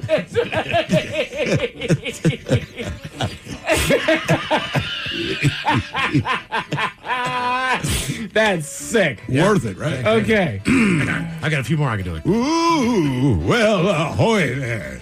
Trying to pull into port in Norfolk. Look, I don't want to throw the Kool-Aid man under the bus, but seriously, he needs to keep his juice in his pitcher. You know what I'm saying?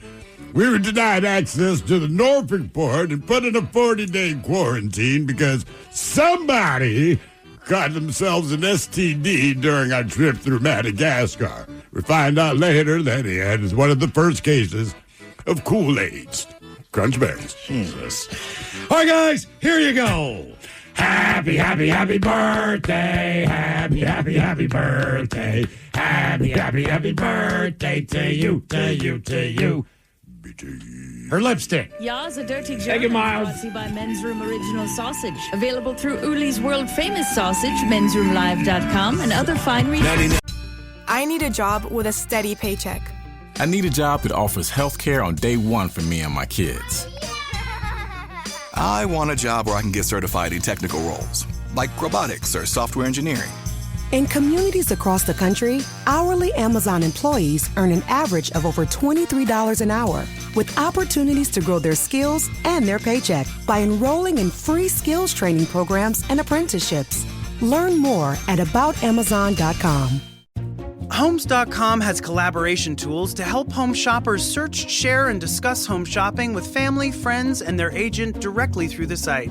Though it was fun to get that email from your husband about that 3-bedroom in the hills, to which you replied via text that you would never live in the hills and you'd like to find a 3-bedroom closer to the beach. To which he replied, "Why are you so uncompromising?" A fun way to spend an afternoon, but we think it's just a tad bit easier our way.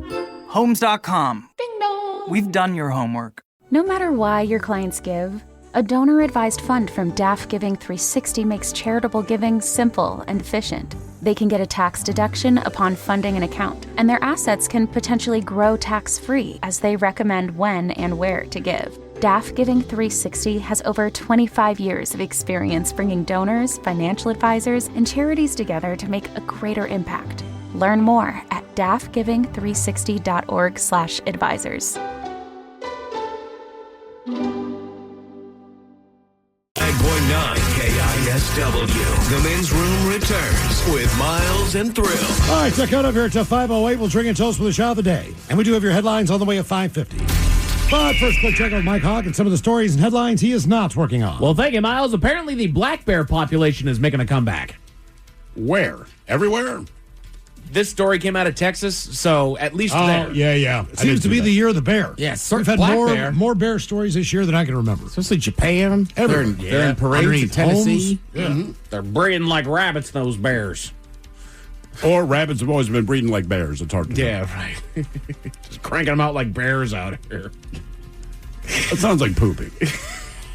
That's what I would think if you made that statement. It's cranking like a bear. Well, the thing is, they're everywhere. They're in Florida. I mean, they've been walking through the neighborhood of Naples, which is an average temperature of like 85 degrees all year. I mean, they've always been down there. I mean, they're just everywhere. That's that thin line between like conservation, bringing them back, and then being like, all right, hunters, do your thing. Sure. Yeah. Yeah, if you can balance it, it all makes sense. I've never had bear. Same. I haven't either. I'd give it a go. I mean, if it's on the menu somewhere, I'd be like, I'll give it a try. Yeah. Would you like to try our bear nuggets? Yes. That is how I'd want to try it, nuggets. Nuggets? Well, you wouldn't want a don't bear like steak? If I don't like it, I still have this whole steak. I feel like if I got bear nuggets, it's an appetizer. You can take a bite and say, like, okay, I like this or I don't. And then order something I know I will like. There's so much bear, though. Well, I know, but I don't think an entire bear. Like one order of nuggets. There's 740 bear nuggets. Would you go bear burger? But generally, when you ground stuff up into ground beef or sausage, it's a little better. Game. Bear jerky. There's a bear on top of the utility pole the other day. They're everywhere. Yeah. McDonald's is the latest to come under fire for producing an AI-generated Christmas ad. Why does anyone care? I mean, if the ad's not offensive or something like that, like what difference does it make? I think it mainly, the criticism comes from the younger generation, which is actively rejecting AI-generated media. Okay. They're looking at that, if you use AI to create something that's going to generate revenue for you, you are seen as scum of the earth. Oh, wow, okay. So, I can't, cool, you're right. McDonald's has plenty of money to actually think and produce. And the thing is that they try to defend it like we spent weeks thinking of the proper prompt for this AI generated. It doesn't mean that people like it. It just means you spent a long time doing it. Right. You spent a long time figuring out how to fail. I think also because it's actual humans that's the AI. Whereas, like, Mike and I were talking about, like, people were like, Coca-Cola is still using AI. It's like, well, right, but the polar bears never drink soda. So you kind of accept, you know what I mean? Sure, so it's animals and all that. I think it's when it's more of humans. It's like, you could have just hired humans to do it. Okay, that's fair. Yeah. AI is crazy, though. Yeah. It can be. And I feel like AI-generated ads are all over the place. It's just they're not as obvious as they are when you bring people into it, sure. when you bring different things to where the AI just can't quite register it correctly. You know, if it's just fonts over a screen, AI will do that just fine. It's not going to be a problem. But when you bring figures into it, it becomes a problem. Yeah. Know what I mean? And it's tough because there's going to be a line of like, I don't know. We've already done it with convenience, right? Yeah, absolutely. We wanted so much convenience that we basically killed a whole job market of people doing other stuff. So it's like, I don't know. There's going to be a line where it's like, do you want real actors? Or, well, we just got these AI ones. Mm-hmm. Seattle has been ranked the number 3 most relaxed city in the U.S. as far as the major cities go. You hear that? They actually labeled the top 5. Seattle is the only one in the top 5 that is not in California. Yeah, I saw that earlier today. I was like, all right. San Francisco made number 1, if I'm not mistaken, and then there was... They're known for being chill. Yeah. San Jose, San Diego. There was another one. I forget which one it was. I remember those 3. Yeah, Seattle. Yeah, what was the 5th one? Had an A to it. I forget. I don't care. It's Anaheim. No, not Anaheim. Probably not Anaheim. Yeah. I feel like back east, people just get stressed. And sometimes it's about nothing. Like, why are you stressing yourself out about that? But the East Coast, one, yelling is how you communicate. But also, when that many people live in that small of an area, that's how it's going to be, right? Picture living in a house with 15 people versus living alone. Right. That's kind of just how your mindset is all the frickin' time. Put your thinking caps on, gents. Time for the Merriam-Webster word of the day, brought to you by the letter P. It is an adjective, and I give you guys about a 60% chance of success on this one. It's a formal word that can describe something that is very small or too small in amount, or something that has little meaning, importance, or worth. Petty? Petty, not a bad guess, but not the right answer. A formal word that can describe something that is very small or too small in amount. Petite. Or something that has little meaning, importance, or worth. Not petite. No. Pugilant? Pugilant. No, sir. Miles, any guess whatsoever? Pterodactyl. I love it. Paltry is the word. I didn't know that. Paltry. A poultry. Paltry amount to pay. Gotcha. Like poultry. That's a small chicken. The only time I ever heard that word used in a context was, oddly enough, in Guardians of the Galaxy, and I thought he was using the word poultry. Oh, really? Like, is he calling our gods chickens? Like, I didn't get it. So, paltry. Paltry. Paltry. He's got a little poultry one. Yeah. A little paltry one. That's cute. A new major study found that electric cars are no more dangerous to pedestrians than gas cars. Is it because we thought that they had like a stealth mode? Well, initially, the lack of sound to alert people that a car might be there. And so now, but they have sound. And it's up to the drivers. Yeah. Right. I would say that what I've seen electric cars being dangerous is they accelerate very fast. Man, if you're not prepared for that is... Yeah. That's what I love about them, though. I still put it on. If you can't hear the car, it's still not on the driver. It's on you for stepping out in front of a car without looking. Yes, look for the car. Yeah. I mean, that's also, though, why some, like, scooters and motorcycles are loud. Yeah. I'll give you that. You want to be able to hear them. Mm-hmm. You know that, Mike. You used to ride. I used to ride, man. I still do from time to time. Nobody's putting you in a cage. I'll jump on the lime. Yeah. But I get on the road where it's supposed to be. It's a sidewalk. And they even tell you when you sign up for those things, they're like, this is not meant for the sidewalk. But we know you're going to ride it on there anyway. I get annoyed when people have them in the grocery store. In the store? Yeah. They do have little what? scooters. Again, they were like 2 teenage boys, so I was like, I'm going to let it go.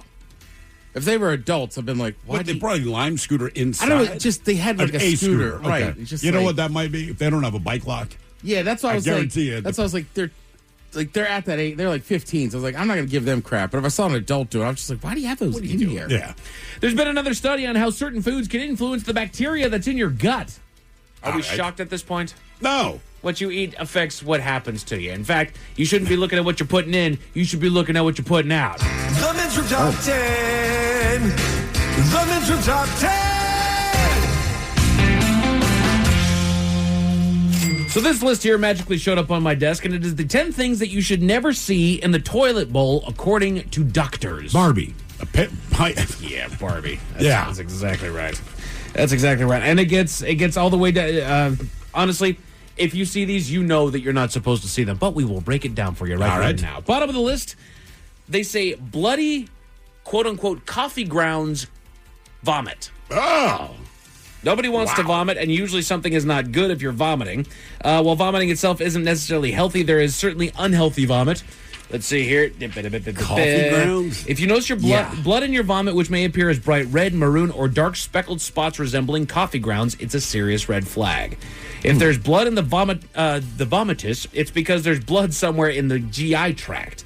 This can include a tear or a burst blood vessel in the esophagus, bleeding in the stomach due to an ulcer or irritation, or liver problems. So is vomitus the actual word for the noun? Like, in other words, is vomit a verb? That's the action, and then vomitus is what we've created? I believe you're correct. Huh. Yes. Okay. So you just learned something new. I know, right? It's called vomit. Yes. All right, there. I call vomit. puke, spewing. Things you should never see in the toilet bowl, according to doctors: cloudy, murky urine. Oh, wow. Depends on how cloudy, though. Are we talking like a morning fog, or are we talking about like can't see 3 feet in front of you? I don't know that I've had cloudy urine. I don't think. Sometimes. Healthy urine should be clear. If it's cloudy, murky, or milky, this is not normal. Milky. That really? White or cloudy urine is often indicative of infection. Culprits are UTIs and bladder infections, which may also cause a foul odor. Fortunately, UTIs are very treatable with antibiotics, but if left untreated, the infection can spread to the kidneys, where it can cause life-threatening complications. Sexually transmitted infections like chlamydia and gonorrhea can cause murky urine and require prompt treatment. I mean, I think there's a difference when you know you're dehydrated. Yes. You typically know when you're dehydrated, right? Correct. Or you ate something that you don't normally eat. Yeah. So my thing is like maybe we give it one more go around the wheel before we sound the alarm on this. But again, if it was like white, I'd be like, oh God, something's milky. wrong. Yes, if it was milky white, yeah, we have a problem. We got a problem. On the other side, dark brown urine. Never ignore urine that looks dark brown or orange, they say. Most often, it's a sign of severe dehydration. This occurs because the body retains more water, which concentrates the pigments in urine. Brown cola-colored or tea-colored urine may also indicate liver disease, hepatitis, muscle breakdown. Biliary disorders can cause, or is it biliary disorders can cause dark brown or orange urine due to elevated bilirubin levels. Is basically your pee is not Skittles. There should not be a rainbow. Correct. At the end of the day, it should be either clear or it should be yellow. Yeah, a little yellow tint. Yeah, right. And sometimes maybe a little dark yellow when you had a few too but many again, beers. That's you know why you're dehydrated, or exactly. if you are. I ain't drank for a while. Yeah, I drank at 7:00 last night, and it's now 7:00 in the morning. Just getting rid of what I got in there. Let's see here. Again, these are the 10 things that you should never see in the toilet bowl, according to doctors. They say bloody urine. Color me surprised. Yeah. Let's see here. You don't want to see bloody urine, a.k.a. hematuria. Hematuria may appear as pink, red, or cola-colored urine. Jeez. Even minimal amounts of blood in urine can indicate a serious issue. Pink or red urine may suggest underlying conditions such as a urinary tract infection, kidney stones, or tumors. Other possible causes include menstruation, strenuous physical activity, dietary changes, and certain medications. Rarely, it can be a symptoms of bladder cancer. It'd be weird, though, if I went to the doctor and said, dude, my urine's pink, and it says you're menstruating, Mr. Hill. That's right. I don't know how to tell you this, Mr. Hill, but, and the thing is that I feel like there's also certain urines that need to be tested for blood because the trace amounts are so small. You wouldn't know, right? Right. It looks like you're just peeing into a cup, but they're like, no, you actually got blood in the urine. Yeah. That freaks me out. I wonder about that. Like, I stare down there like, are you okay? Little buddy. Everything good? My paltry little friend. Oh, hey, come on. Damn it. I'm using a new word. Talk about my paltry penis. I mean, I had a buddy, it happened to him, and it turns out he had kidney stones. No kidding. Yeah. Man. Blood in his urine? Yeah. Ah, okay. If I avoid one thing Still in would my freak life, you out. I know. No matter what. You go to the doctor. Well, right. I mean, that's why he did. Yeah. And he was only in college. Damn. Oh. So it was like, what is going on? What is happening here? Hard, pellet-like poop. Mm-hmm. If all of a sudden it feels like you're passing rocks and pebbles, it could be a sign of constipation. Kink, kink. Healthy poop is typically soft, log-shaped, and easy to pass. Log-shaped. Yes. Like a U-log. Log-shaped. Does anyone ever look at a log and say, that's poop-shaped? That's a solid log. So only if it's like a little bit of like a twig that came off of it. But like giant tree logs, no. Sometimes I see that little twig that goes by like, hey, wait a minute. Plop a log. Hard, dry, pellet-like stool has usually been backed up in the colon for too long, where the body absorbs too much water. In most cases, constipation is temporary and related to lifestyle issues such as not drinking enough water or eating enough fiber. It's very common to experience travel-related constipation. Yeah, that is true. That makes sense because you're eating things that you don't normally eat. Hopefully you're having a good time, making different decisions about your diet. You're experiencing a different climate. It depends on where you're going. I mean, you went down to Houston. How was it compared to what we had going on here? About 20 degrees warmer. Right. Yeah. That was a humidity. And I ate Olive Garden. You know, it actually was not humid, which was crazy. Nice. That's a nice change, yeah. 10 things that you should never see in the toilet bowl, according to doctors. Let's go on the other side. Greasy, oily floating stools. Oh. Yeah. Damn. Enjoy that. If you see greasy, oily floating stools, take note.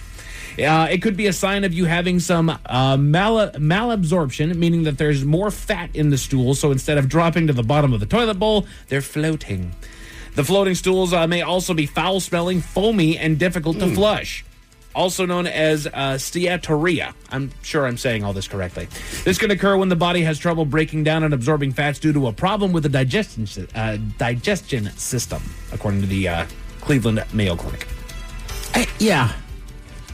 Again, I think that's another one. If you eat a bunch of greasy food, as I always heard, it floats you had too much salt. Yeah. Like the night before. I mean, or something. hopefully, like you're saying, you can identify why this is happening. Correct, I think when right. you can no longer think back to your diet, you go, okay, this is Or if you can't remember having, it's been 5 or 6 days, you haven't had a regular solid PM, then it's like, all right, something, like you got to have an infection or something. Yeah. Right. Anybody have a standard, the tapered, log-shaped, easy to pass? Anybody not have that and they just sit there the entire time throughout the passing like, what in the world? Yeah, you can't wait to look at it to go like, what is going on? Right. Right. Was this the Chipotle from last night? Right. Go through the entire Rolodex of meals. Was this the IHOP in the morning? What did this? It's a big day. It's a huge day. Chipotle for dinner, IHOP in the morning. I mean, I like it. And I feel better at the end of it, dude. Oh, yeah. I feel great when that's And all sometimes done. you got to earn that relief. Right? Just take a quick breath after Yeah. you're done with it. 10 things that you should never see in the toilet bowl. Number 2, white clay-colored stools. Oh. Yeah, if your stool's white, talk to There's somebody. definitely something wrong. Generally speaking, normal poop is some shade of brown. If all of a sudden you have stools that look like they are gray or pale white, clay color, that could indicate that there might be some issue with the liver, the gallbladder, or the bile ducts. See, this is where I get You ever had a green one? Grinch log? Yeah, not quite that green. I but thought green was the only weird color. I was like, it's green. Yeah. Then Were get you that- sick? No. Just had a green anytime I've had green poo, I felt like my poop should be green. correct. Like Yeah. I had an infection of some sort. I was like, oh. You ever had it so green it starts going a little bit blackish? Gets a I little have on the not dark recently, side. but yeah, like Ew. wow. Oh yeah. The only time I had white stuff was after I drank a gallon of milk in an hour. Well, yeah, I remember you saying that. And we're like, no, we know why. Yeah, it looked That like passed chalk. quick. It passed real quick. Pale stools are often caused by a lack of bile, a digestive fluid that contains bilirubin, which gives poop its brown color. Pale stools could indicate the underlying problems such as hepatitis, psoriasis, bile duct blockages, gallstones, and pancreatitis. But then I'll leave you with this last thing that you should never see in the toilet bowl, according to doctors. A video camera. Oh, that too. Black tarry stools. God. Also known as melena. Melena. Melena. How you doing, baby? Hey. Melena are not something that you want to see in your toilet. Tarry means that when you wipe, it's coming off almost pasty and dry. The black stool may also appear sticky and shiny, like a black leather shoe and a foul smell.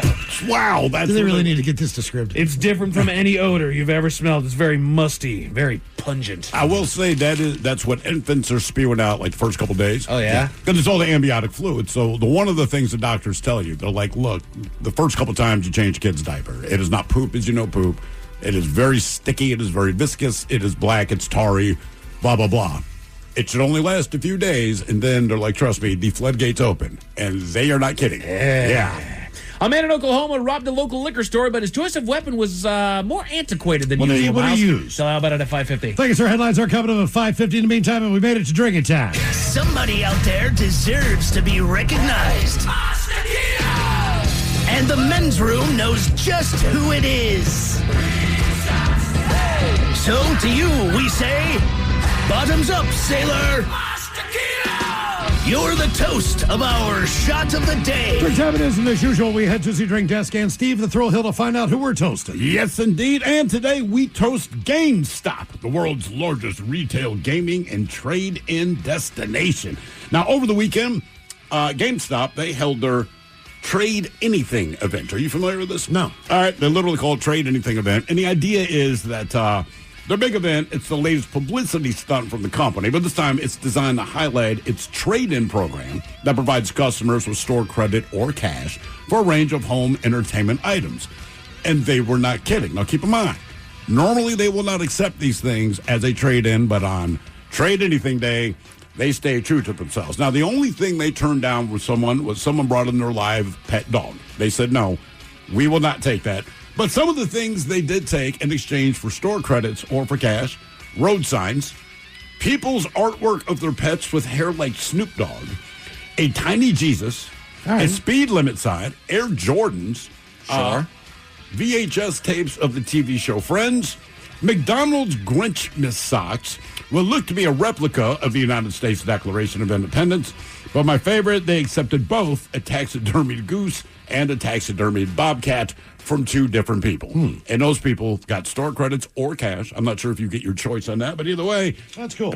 Other than a living animal, they held true to their Trade Anything. They need to Day. open up a thrift shop now. That was my thought. Like, all right, now Well, you can have all this man, crap. just sell it someplace. Yeah, That bobcat would be awesome to own. Well, the one thing they did say about the bobcat and the goose, they said both looked like they had seen better days, but still, keep in mind, it's already dead, so it definitely saw better days. But yeah, so the Trade Anything, if you're into gaming, man, that's the place to go, but it's a one-day event, and it's already happened, so stay tuned for next year.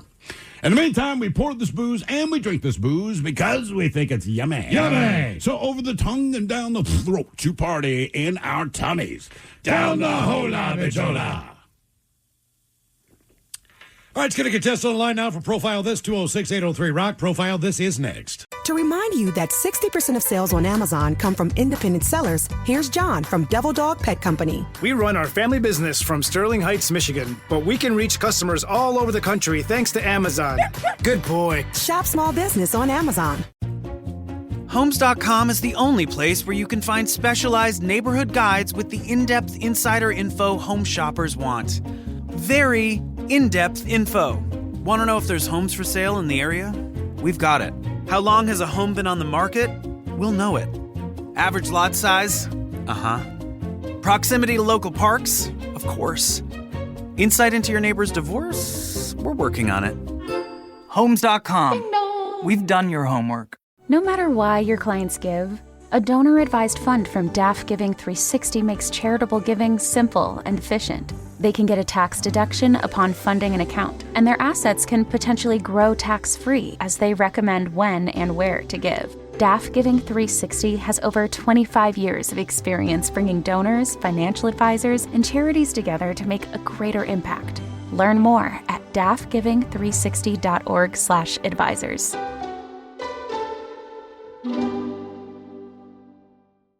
I'm caught up in the game. My attention is on every play and every whistle. But what I'm missing is a signal coming from my kidneys. That signal isn't like a ref's whistle. It's more of a silent SOS, which could be warning me of an increased risk for events like heart attack or stroke. And a way I can catch that signal? A simple urine test called UACR. If you have type 2 diabetes or high blood pressure, talk to your doctor about the UACR test. Detect the SOS. Visit detectthesos.com to learn more.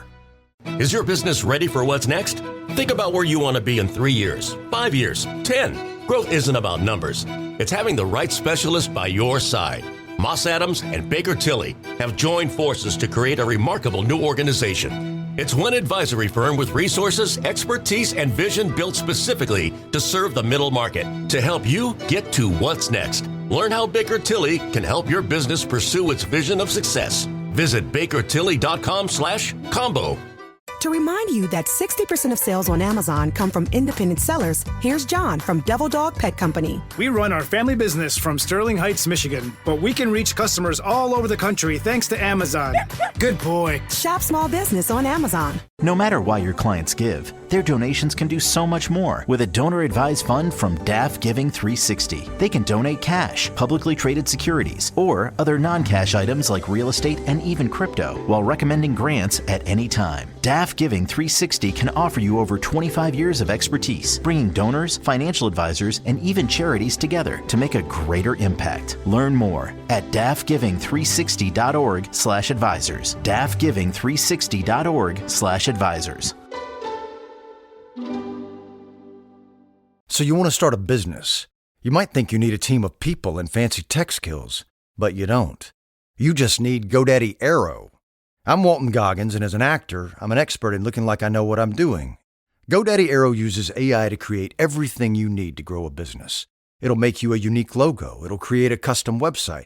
It'll write social posts for you and even set you up with a social media calendar. Get started at GoDaddy.com/Aero. That's GoDaddy.com/AIRO. The Men's Room presents Profile This. And Stephen Throwhill, could you please tell everyone on Profile This is played? I sure can, Miles. It's a simple game where we share with you a real-life news story. Something that happened right here on planet Earth. Earth. And as you listen to the story, based on the stereotypes you believe to be true of people and the decisions that people make, we'll ask you what it is you think makes the story a story. Hello, Dave. Welcome to the Men's Room. Liquor and whores. Liquor and whores. All right, Dave, you understand how this here game is played? Yes, sir. Fantastic. You have your choice today of one of three categories. Today, we offer you the wonderful world of drugs. We have Animalized This, where you guess the animal responsible for causing the problem. And finally today, Seriously, where you guess the petty conflict that led to violence. Let's do some drugs.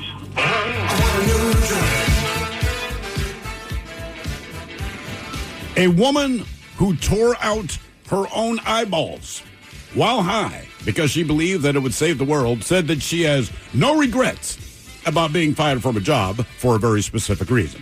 So back in 2018, Kaylee Muthart, she was struggling with drug addiction when she got the notion that someone had to sacrifice something important to put things right in the world. She said that at the time she thought everyone would die if she did not tear out her own eyeballs. And she was found holding her eyeballs in her hands.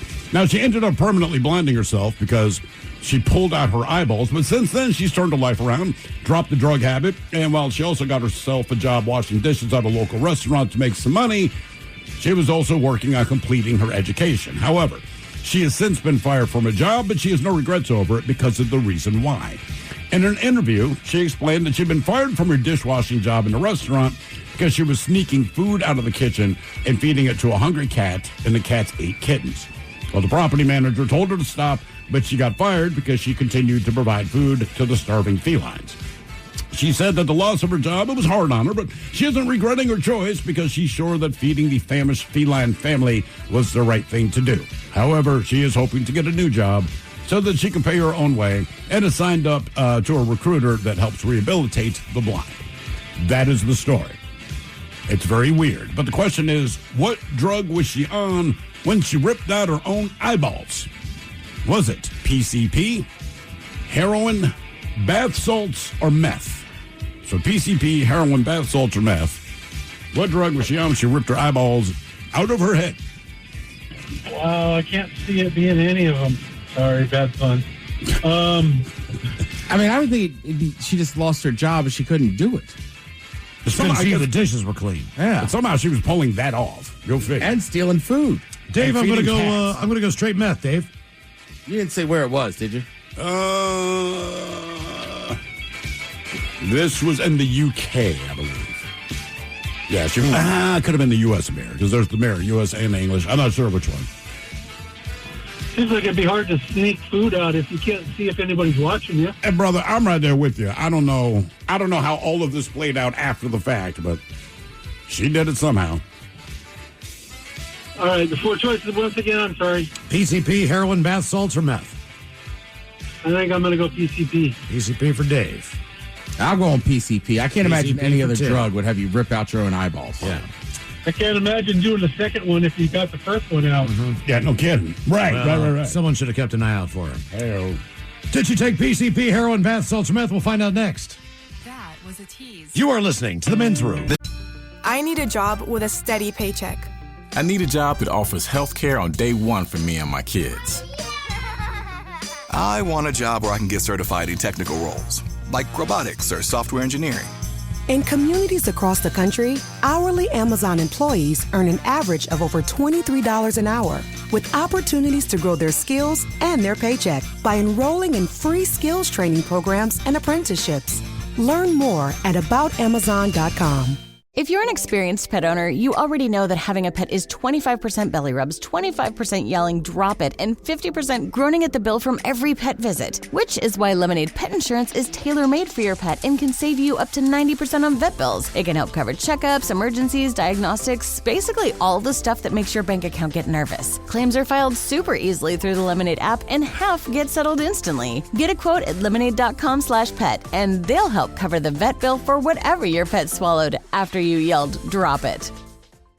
No matter why your clients give, their donations can do so much more with a donor-advised fund from DAF Giving 360. They can donate cash, publicly traded securities, or other non-cash items like real estate and even crypto, while recommending grants at any time. DAF Giving 360 can offer you over 25 years of expertise, bringing donors, financial advisors, and even charities together to make a greater impact. Learn more at dafgiving360.org/advisors. dafgiving360.org/advisors.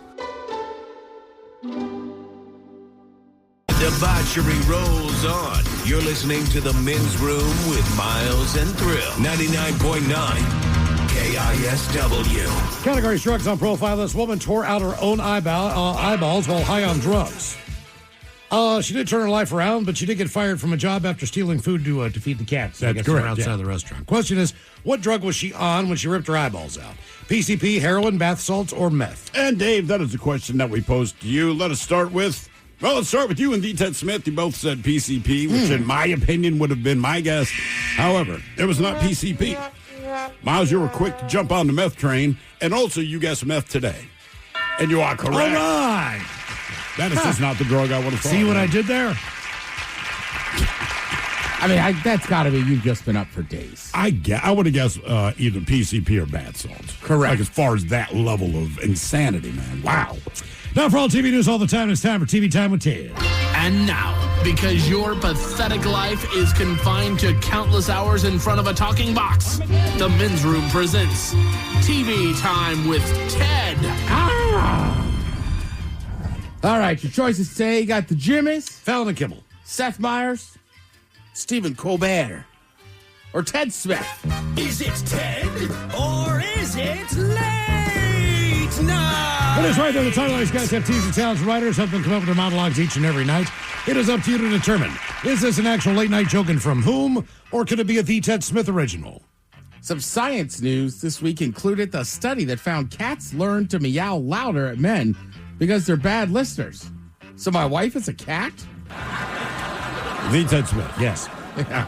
Either that or something like, what? Did you hear that? They have to meow more. So like with a woman, they found out that if a cat is owned by a female, that the cats just go meow, and the woman will go over and do whatever the hell needs to be done. If a cat tries to meow at a man, it's like, meow. It's up 3 times on average. Meow, meow, meow. Like, I don't think it makes guys bad listeners.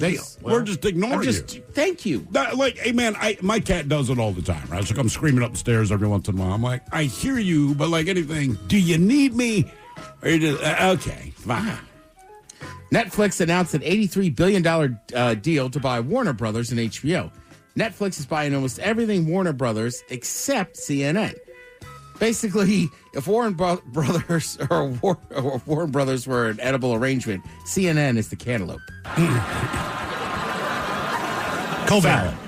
Fallon. A lot of people are talking about this. Netflix just shocked the entertainment industry by announcing an $83 billion deal to buy Warner Brothers and HBO. Yeah, Netflix is buying almost everything Warner Brothers owns except CNN. Basically, if Warner Brothers was an edible arrangement, CNN is the cantaloupe. Cantaloupe's delicious. I love cantaloupe. Yeah, it used to be a sign of wealth. Why the cantaloupe hate? This holiday season, McDonald's is introducing a new limited edition adult Happy Meal called the Grinch Meal. Fitting, because if you eat enough McDonald's, your heart will grow 3 sizes. It's the first McDonald's collab with Dr. Seuss since its short-lived Fish O' One Filet, 2 fish, red fish, blue fish. I'll say that's Colbert. That is Colbert. This holiday season, McDonald's is introducing a new limited edition adult Happy Meal called the Grinch Meal. Fitting, because if you eat enough McDonald's, your heart will also grow 3 sizes. It's the company's first Dr. Seuss collab since its short-lived Filet-O, 1 fish, 2 fish, red fish, blue fish. A new law is set to take effect this week in Australia to keep children under 16 off social media, which means millions of children in Australia will finally put their phones down, go outside, get bit by something, and die. That's sad. That's sad. A new law is set to take effect this week in Australia to keep children under 16 off social media, which means millions of children in Australia will finally put their phones down, go outside, get bit by something, and die. That is a weird one. I don't know. I get it. I like it. But also, I don't know. Isn't that kind of on the parents to decide how much the kid uses the tablet? That's precisely it. And the kids will figure out a workaround. Look, they never sold me porn magazines. I've had a stack of them. It's just one of those things, right? Let's see. Jimmy Kimmel, he signed an extension for another year that'll keep him at ABC through 2027. Yeah. Seems like a lot of people, Colbert's done. Mm-hmm. Kimmel's still on there, so see what happens. But then Kimmel even said, like, he wants to be done soon. Like last year, earlier this year, I felt like he always takes the summers off and has guest hosts in there, which I really appreciate. Yeah. Right? What's the game show that he hosts a game show, doesn't he? Does he? I believe he does. Some kind of, I don't know, maybe reboot of something. I don't know. Probably. On Sunday night. I know Fallon does. Well, his is what, like all singing or something? Or no, he had something about advertising. I don't remember. I can't keep up. Kimmel hosts the celebrity edition of Who Wants to Be a Millionaire. Ah, okay. People that aren't celebrities. They are already a millionaire, right? Right. Jesus. What if we give these guys more money? Oh, that's all charity stuff. I'm pretty sure it's all charity. Yeah, I know. It's kind of funny. Yeah, who wants to be a millionaire? Let's talk to the millionaires. Yeah, Me. the Red Cross. Well, it's kind of like we were talking about with AI, right? Like, you want human actors. At some point, like, Who Wants to Be a Millionaire was great. I don't need to see famous people already doing it. No, like, give actual people a shot. Let them do their own charity. Speaking of AI, just a weird thing, and I know it's a little different, but, people bitch about it, whatever. But James Cameron, of all people, was bitching about AI in movies. I'm like, Titanic. Avatar. Avatar. And I know they green screened it and blah, blah, and blah. But I'm like, all of those backgrounds you have for those movies, right? Like, you did not break a cruise ship in half and drop people into propellers. Like, come on. Oh, I guess that's CG, right? Right. It's all computer generated. You should see some pictures of the first Titanic movie they did. It was back in the day in black and white. They're in a pool. They've got like these styrofoam floating. Oh, I know. It look like giant ice cubes. And they're trying to, but they're so buoyant and they're bouncing around everywhere. Oh, geez. Dude, some of the old Hollywood stuff is kind of wild. I want to say, did you guys ever see Clear and Present Danger? Yeah, not since he came out, but yeah. Right, and there's this famous scene where they're like on boats and this and that, and they're like things are on fire, and then I think it was that movie. Then when you see it was like a parking lot that had like a dip in it. And they were like, all right, screen it up, fill it up with water, and we'll film it all in there. You're just like, man, that's crazy. It's like you guys said with the the Disney rides where something goes wrong, they have to turn on the lights, and you're like, we're in a warehouse with a bunch of stuff, but like those sound stages are kind of the same thing. You're so focused on the action. Then they'll show like actual photographs from the set. And you're like you said, like you're in a car dealership. What was the movie where the tidal wave takes over New York? Day After Tomorrow, or something like that. Yeah. Something like Fremont Studios, that big black building down there with all the flags. Yeah, that's what they used to do. They used to set up these elaborate sets and either blow them like the miniatures. Yeah, and they do like flyovers, whatever they needed to do to replicate that. I was like, that seems like that would be a great gig. Yeah, like being a kid in a candy store. Man, I'm going to make this thing and blow it up. Stressful but fun. Right. Well, I mean, credit, look, I'm not a Star Wars person, but credit to them. I mean, those were all like tiny puppets and all that scaled stuff, down yeah. models and stuff. They've got them at the EMP. Yeah. They have a couple of them. They have like the Death Star and the private collector stuff. I guess to me, again, it sounds like we're just railing against AI now, but like that seems like it's a little more like, I don't know, like you still got to do it. You mean the models and stuff? Yeah, so you like I have to a little build more those. respect for that You as opposed to just construct typing in prompts and then getting exactly what you want. because there's whole teams of people. One, you had someone who had to design it, right? So that guy gets hired. He works with a couple of draftsmen. You come up with your concept. And then there's a bunch of people that have to build it. And then you have people that stage it, right? So, I mean, you got like 40 or 50 people working on something you see in a movie for 15 seconds. That's something memorable from the movie. But they're like, we spent 8 months building this. Then we blew it up, which has to kind of suck. You know, when you create this really cool model, then it's like, all right, and now it explodes. But you're right. Yeah. There's something about that. But also, it's a team of people working on something, which I think is pretty cool. But also that costs more than AI, so I understand. I think they made their money. Yeah. Right. Well, and there was always like the spaghetti westerns. Sure. But then I want to say to this day, there's like weird little ghost towns in like Wyoming and stuff that were never They real. were just sets. Right. They were never real towns. Yeah. They were just sets for other westerns and stuff. But like people were like, "Ooh, it's a ghost town." It's like I guess It's just a front. Some of right. these It's like kind of like they really just built it for this. Yeah, they built it for that. Some of the weird stuff, too, is, and it's, you got to kind of go down the wormhole, but there'll be like 10 different movies that are made. They have nothing to do with each other, but they're like, for this scene, we borrowed a prop like from the James Bond franchise. I'm pretty sure. I'm pretty sure Westworld did their whole thing in that one town that had already been built for a movie back in the day. Yeah, It's to kind of borrow other people's crap. Yeah, Yeah, like it's there. well, why not? Still looks old and rustic. So last night after the Monday Night Football game, there was a little controversy. Justin Herbert is the winning quarterback. Laura Rutledge is doing the sideline reporting. She's got to go down and get an interview with him. He tried to get away. This is what it sounded like.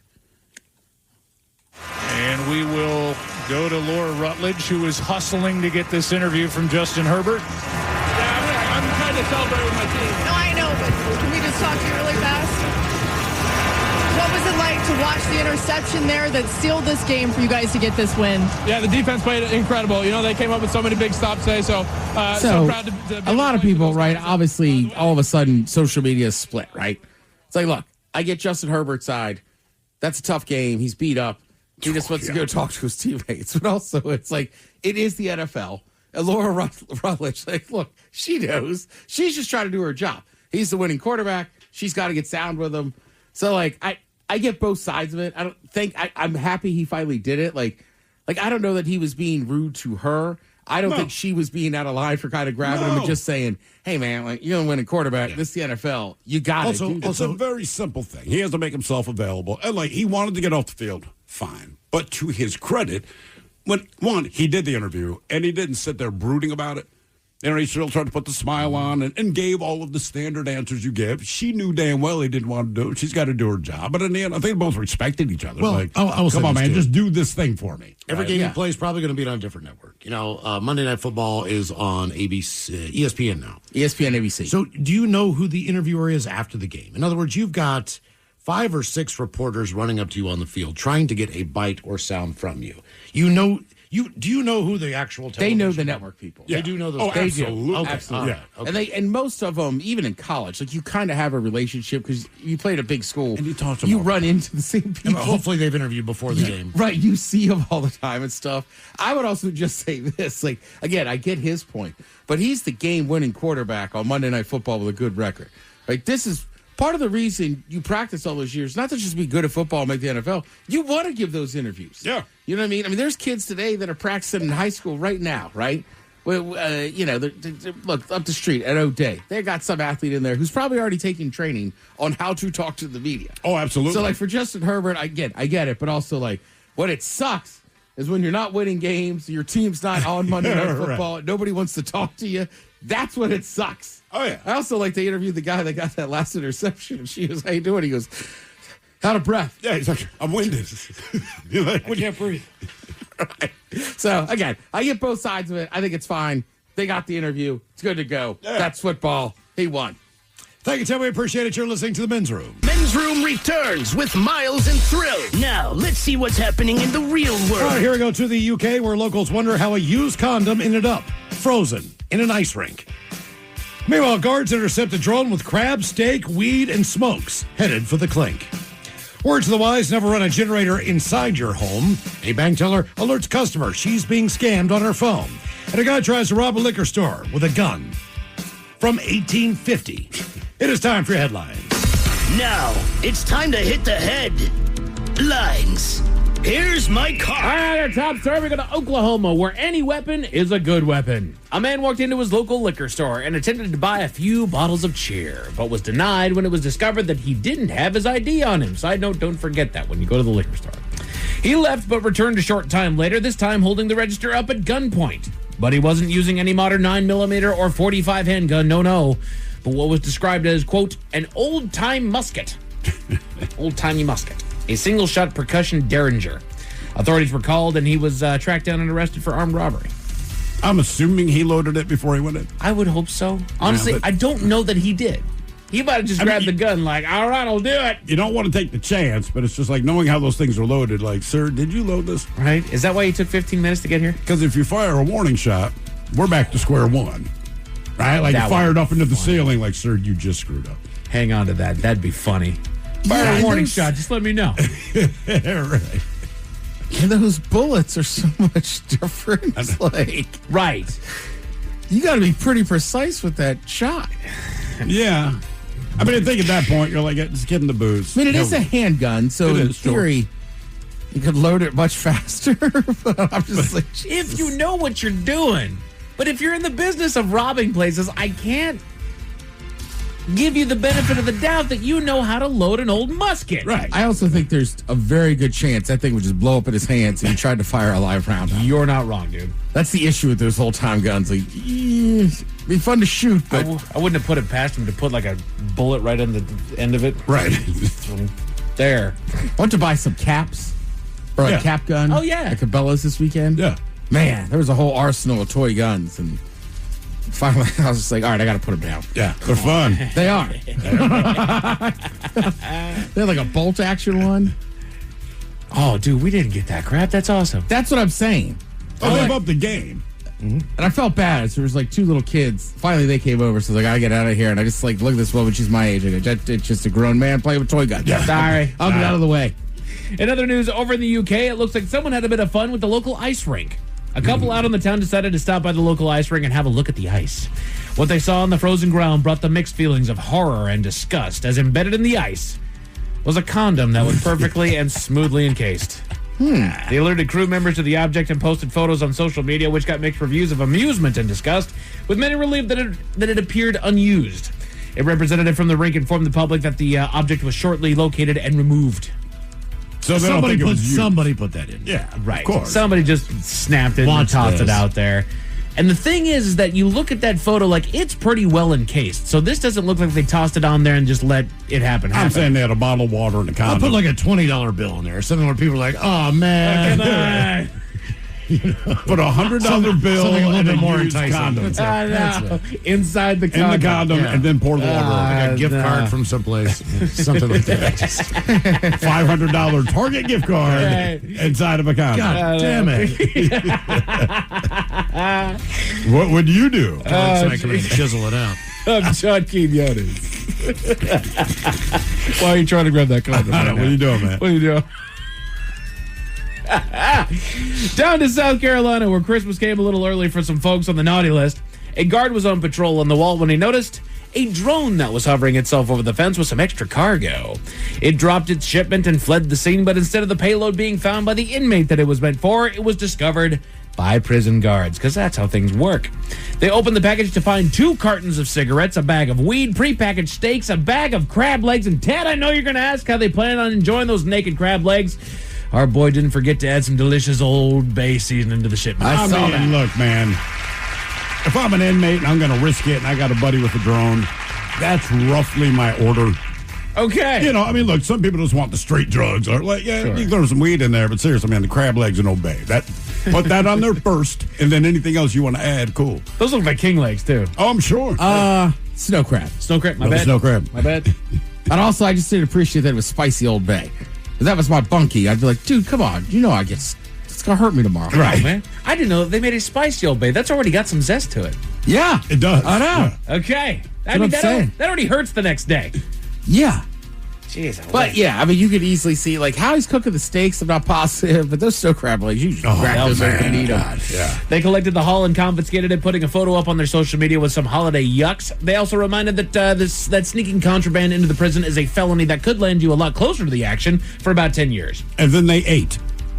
Yeah, you think? Apparently, that jail had an issue with people throwing stuff over the fences. Right. So then they built nets, and then people just adjusted to The drones. Catapults, yeah. Right. There was catapult. All right. So you read all the way to the same article. Yeah. Catapults, and now it's like, well, I guess we'll use drones. I got it. We stay in South Carolina for a much sadder story. Authorities were called to a local mobile home in which the couple inside was only trying to stay warm. The couple was found inside the home using a space heater to keep warm in the frigid temperatures. Powered by a generator that was in the room along with them. Sadly, the couple passed due to carbon monoxide poisoning and were pronounced dead at the scene. Yes, they did. Don't bring the generator in. Don't do it, man. Don't do that. I mean, it happens all the time. It does. It does. It's creating exhaust. That needs to be outside. But just in case that story left a bad taste in your mouth, thankfully, there's good news. We go to Missouri, where our heroes don't always wear capes. A bank teller is making headlines for recognizing the patterns with her patrons to keep someone from losing money. She had a customer looking to withdraw a certain amount of money, thousands of dollars, and noticed that she was on the phone at the time of the transaction and seemed to fight very hard to not let anyone listen in on the conversation. Not that anybody really wants anybody to hear, but if you look suspicious, then you can't help but try to eavesdrop, right? Instead of handing over her desired funds, she slid the woman a note reading, "You're being scammed." And she was. She hung up the phone and called authorities to discover that there was no active warrant for her arrest like the caller was claiming. The teller is being hailed with saving the woman thousands in stolen cash. This time last year, my wife and I damn near fell for the same damn trick. A warrant or utility bill? Or what it was is you skipped out on jury duty. You had sent them a notice that you were going to appear for jury duty, and then you missed your appearance. So therefore, you are in violation of the law, and now you're deemed a flight risk. And so now we need you to a flight risk for skipping jury duty. Exactly. And that's what I ended up telling my wife. But the thing is that they're rather smart about how they go about talking to you with that. And then they start getting a little bit more on the sympathetic side, because you're obviously sitting there like there must be some mistake. Like I never got any jury summons, and said, well, that means that somebody filled it out for you. And stick with us on this one, because then we're going to file a countersuit against them, and we'll press charges against them when now we they're helping you. Right. And that's. So be careful with that stuff. If anybody tells you to go to a Coinstar to submit payment, you're being scammed. Tell them, you know what, send the cop over to pick me up. Also, save those pennies, though. Yeah. Men's Room Sports got some hockey over on TNT and college hoops over on ESPN. As far as your weather, rain is likely with a low of 48 tonight. Tomorrow, rain is likely with a high of 58. Enjoy. That's it for headlines with that. Mike Hawkins out. All right, we'll see you next time for the return of Who Sucks Less. The lovely Jolene is coming up in just seconds. Yes, indeed. It's all true. But in the meantime, well, we be all about this bitch. So until tomorrow, please do what you do best. And for Aletha's sake, stay beautiful. The Men's Room has been taped before a live studio audience. Wardrobe and makeup provided by Mantastic Limited. This has been a presentation of the Men's Room Radio Network. Oh, man! A Double Flush production. To remind you that 60% of sales on Amazon come from independent sellers, here's John from Devil Dog Pet Company. We run our family business from Sterling Heights, Michigan, but we can reach customers all over the country thanks to Amazon. Good boy. Shop small business on Amazon. Donor-advised funds from DAF Giving 360. Your clients can donate cash, publicly traded securities, or appreciated assets like real estate. It's a simple, tax-smart way to give. Learn more at dafgiving360.org/advisors. So you want to start a business. You might think you need a team of people and fancy tech skills, but you don't. You just need GoDaddy Aero. I'm Walton Goggins, and as an actor, I'm an expert in looking like I know what I'm doing. GoDaddy Aero uses AI to create everything you need to grow a business. It'll make you a unique logo. It'll create a custom website. It'll write social posts for you and even set you up with a social media calendar. Get started at GoDaddy.com/Aero. That's GoDaddy.com/AIRO. Spectrum Business has a new offer that could be a game changer for small and medium-sized businesses. Are you ready for this? You could get free internet for life when you sign up for 4 mobile lines. Spectrum Business keeps businesses of all sizes connected seamlessly with fast, reliable business internet, advanced Wi-Fi, phone, TV, and mobile services. Manage reservations, process orders, entertain customers. Spectrum Business solutions are designed with your business needs in mind. Power all aspects of your business with free internet forever from Spectrum Business. Visit spectrum.com/free4life to learn more. Restrictions apply. Services not available in all areas.